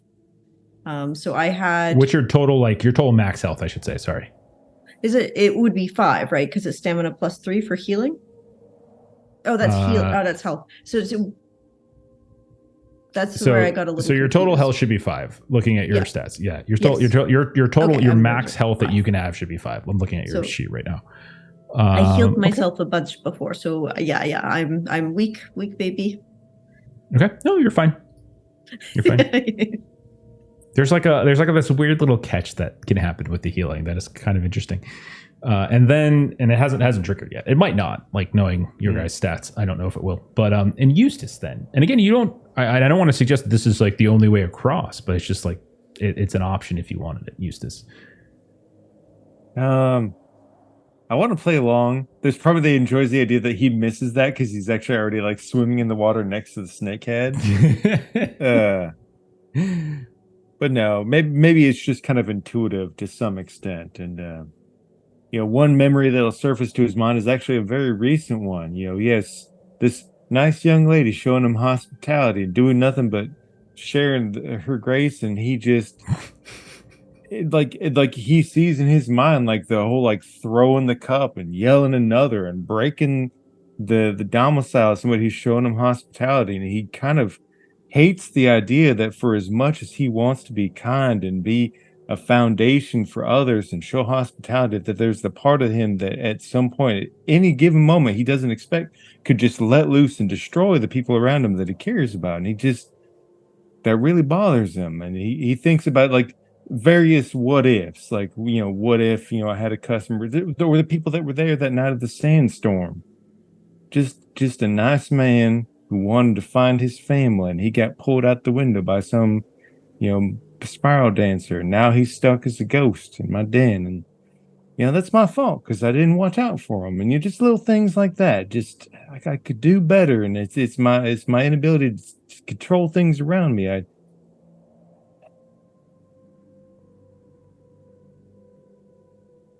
Sorry, I had myself muted there. Much like everybody else, you see these snakes come down. They kind of flicker out at you. The memory, again, doesn't go away. It dulls a bit. And you can tell like any sort of anger or frustration that you would normally derive from it begins to lessen, right? Like it's still there in the back of your mind. And you, much like Jacques and Selena, I rolled normal for you. So it's, if you have any damage, it would be 1 ag and it would be 1 superficial. I'm all good. And we will say that each of the young pups, maybe even Duke, kind of go through that same ritual process. And eventually you all find yourselves on the other side. And you can see that you are at the base of a mountain. And Jacques, now that you're here, it is unmistakable. There isn't just one howl, but there are howls upon howls, like literally dozens and dozens, hundreds maybe, just howling down, like rolling down the slope of this mountain, this rocky, snowy slope of this mountain, trees here and there, but for the most part, it's just this snowy, icy peak in front of you. It still has at its base that kind of red rock that you've been familiar with, but it eventually turns and becomes snow-capped. And all of you can hear this too, but it is just this inundation. It just sounds like 100 or 200 Garo just howling and howling, and all of you can immediately tell it's pain. Like you can tell, like they're howling in pain and desperation, and there's just this intense emotional residue that just seems to be sloping down like an avalanche on you guys as you stare up. But nonetheless, that does seem to be the path.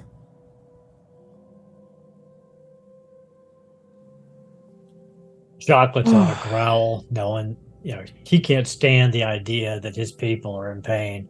And he looks to Eustace and indicates that he wants to charge up this mountain and see what we can do. All right. Well, let's just take in what we got going on. What we do to get up there. It is just basic. It's a slope. You can climb. You can run. It's not like a vertical climb.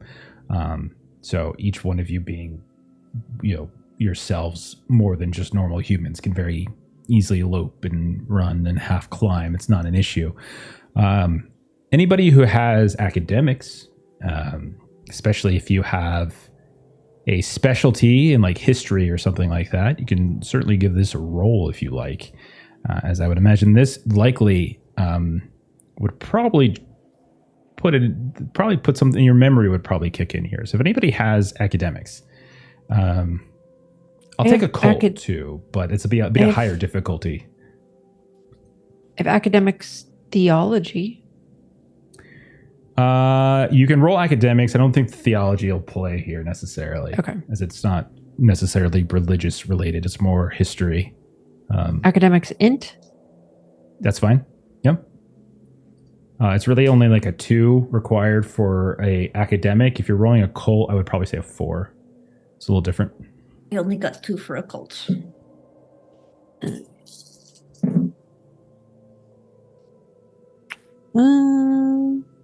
I will willpower that and reroll 2. 3 successes. Okay.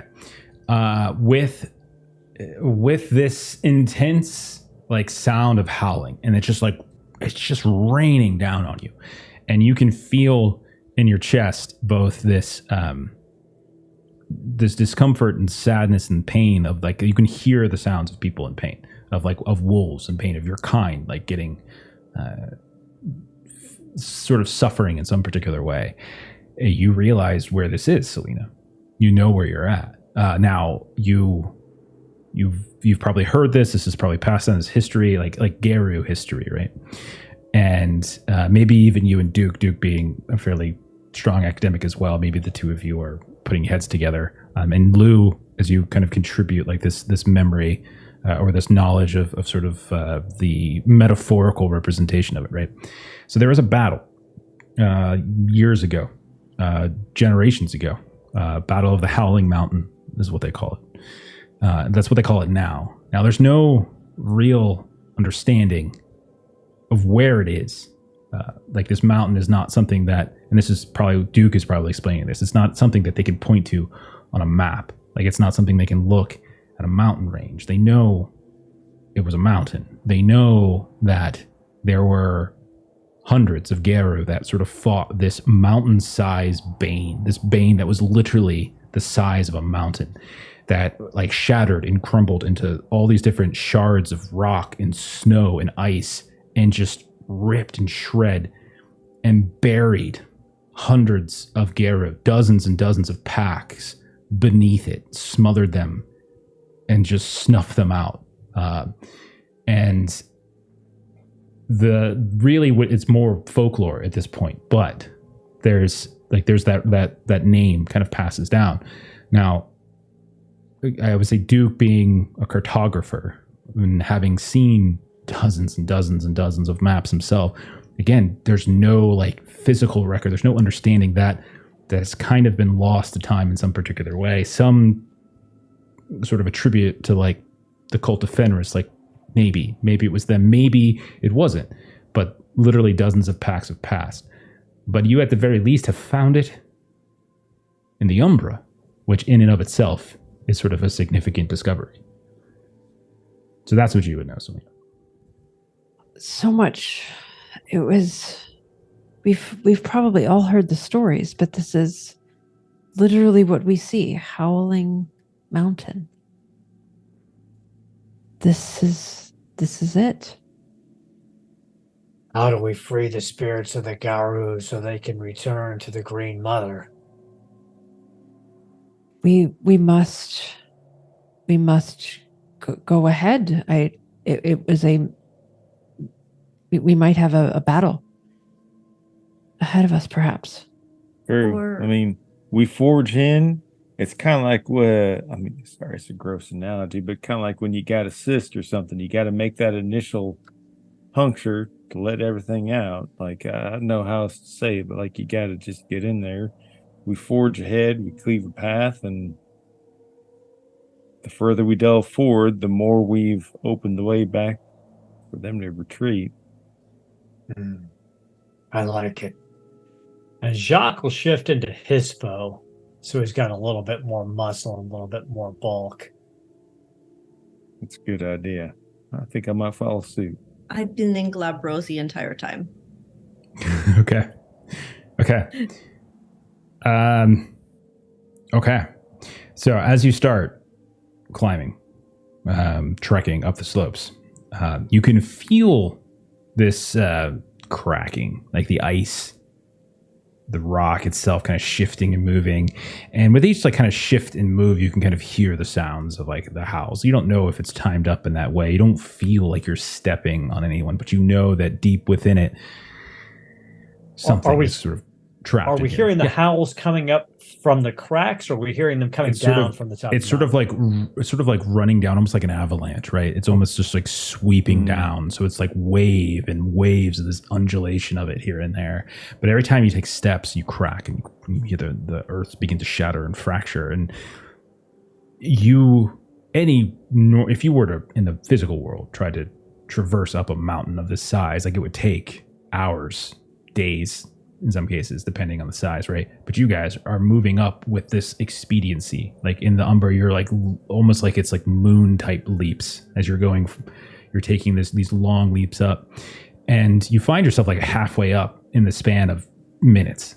You can look back down. You can see far below there's the lake, and as you're like halfway up, you start to see these like heavy streaks and of light and dark, like almost like these like blankets that are just sort of stripped across and shredded.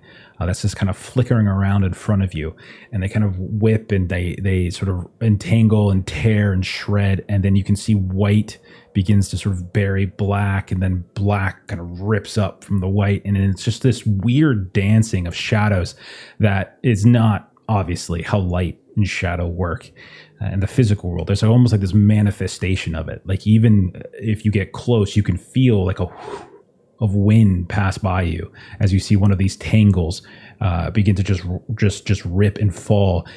The snow will kind of kick up and get in your face, and you'll feel the cold.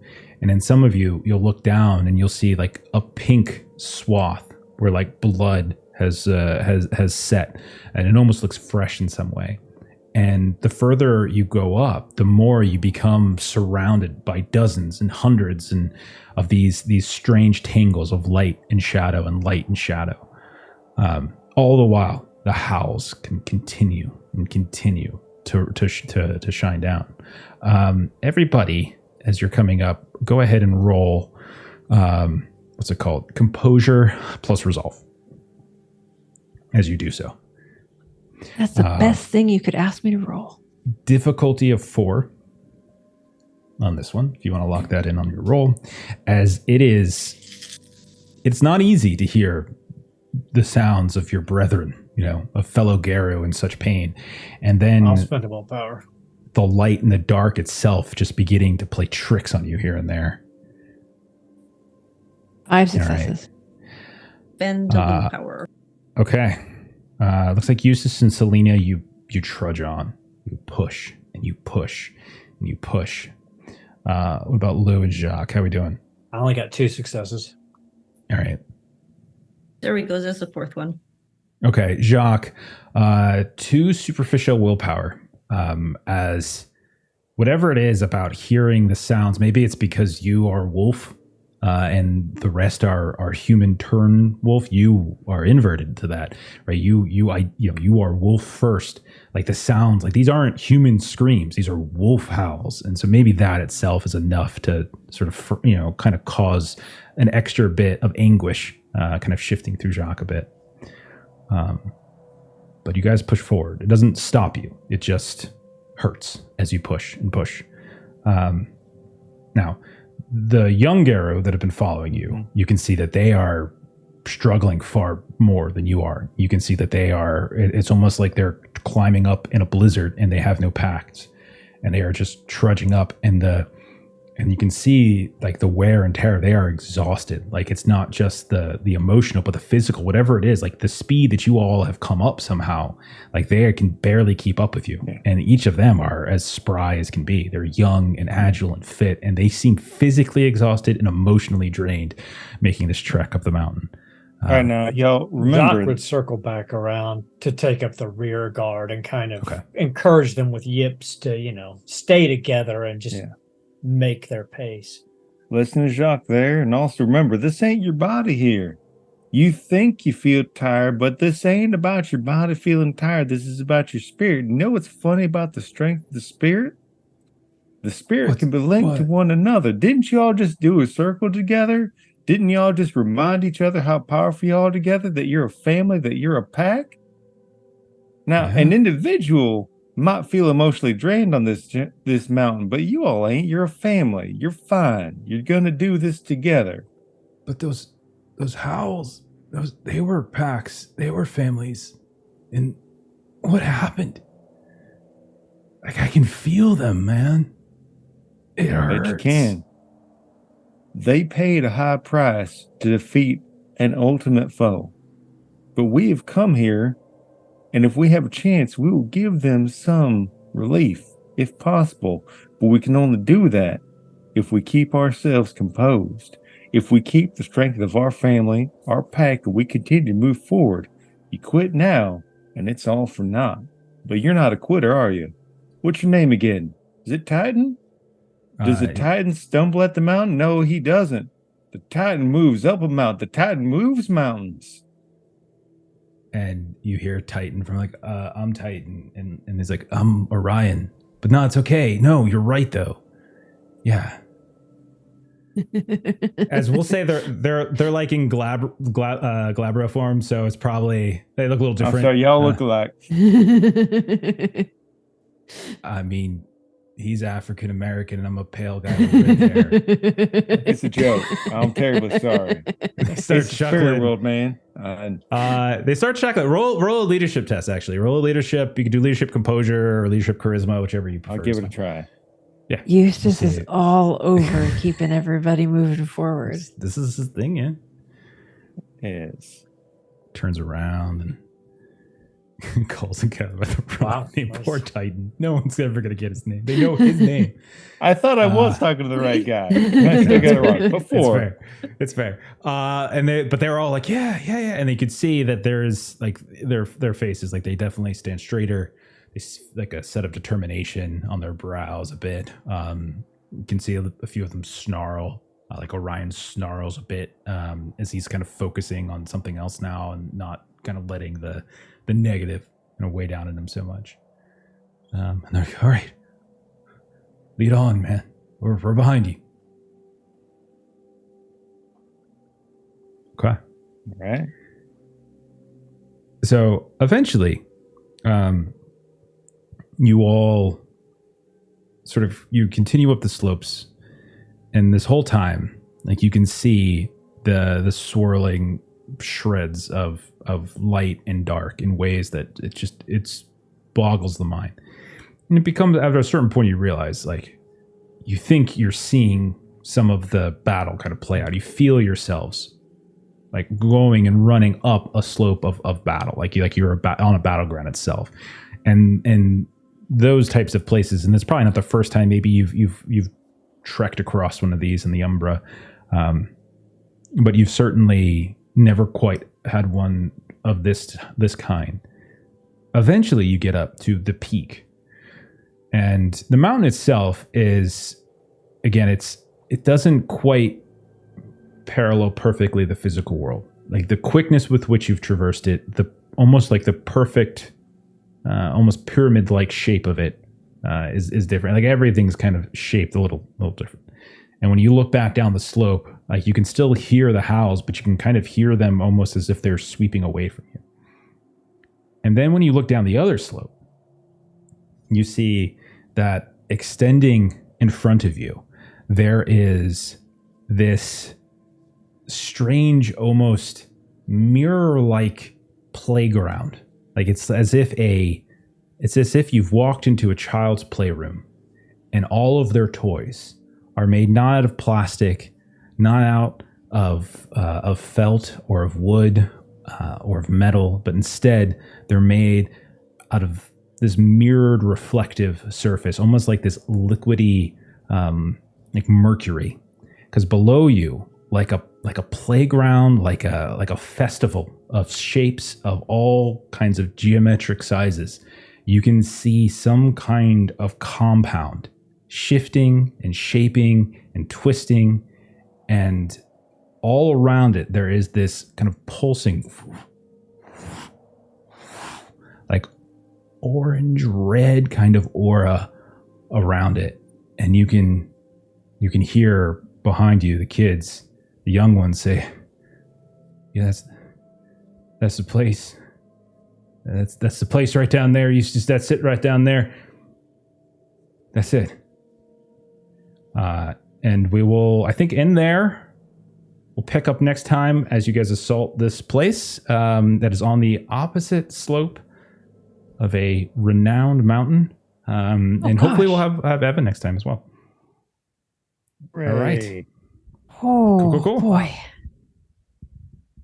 This is I definitely- Travel. I definitely think of like the Umbra and traveling through Umbra. I think of it, Jeremy. I think of it just like It's Hart. I think very like much a Hart Hart. delve. Yeah, I just feel like that a felt Hart good. delve. That's how I like Totally. to do it.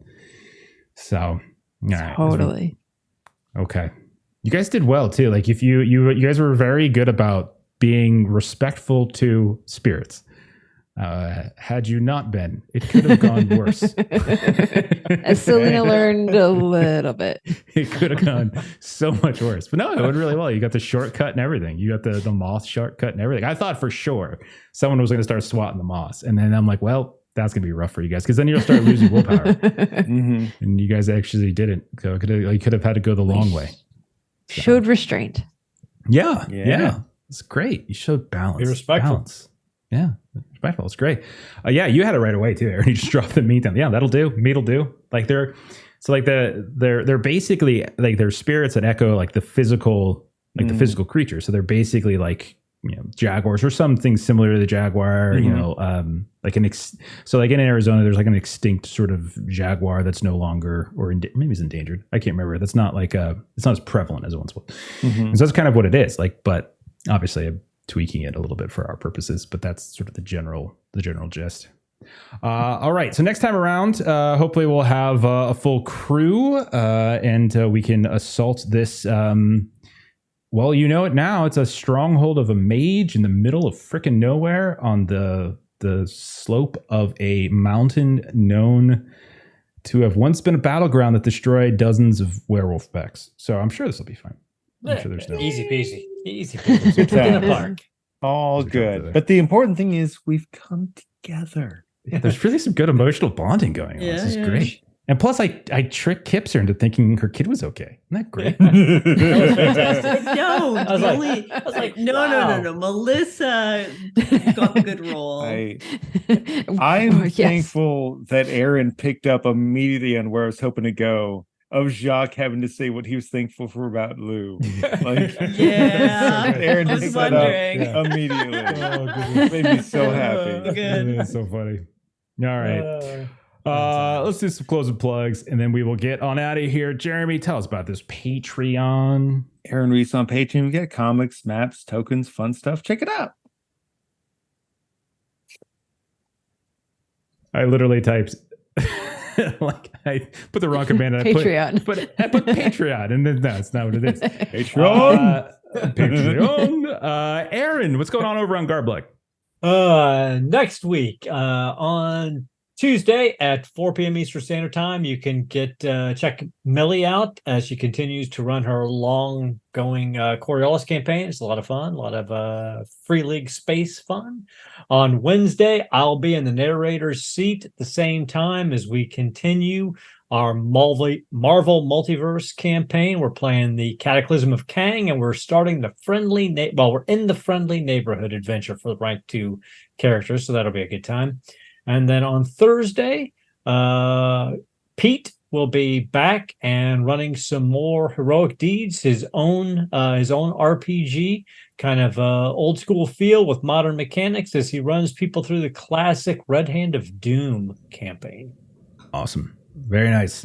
All right. As for us here, a couple things. Tomorrow night's our next game. Normally that would be a Wrath and Glory night, but we don't have everybody. So instead, I'm going to be running some Electric Bastion land. We're going to be doing a holiday themed Into the Oddmas is what it's called. So come hang out for that. It's going to be a lot of fun.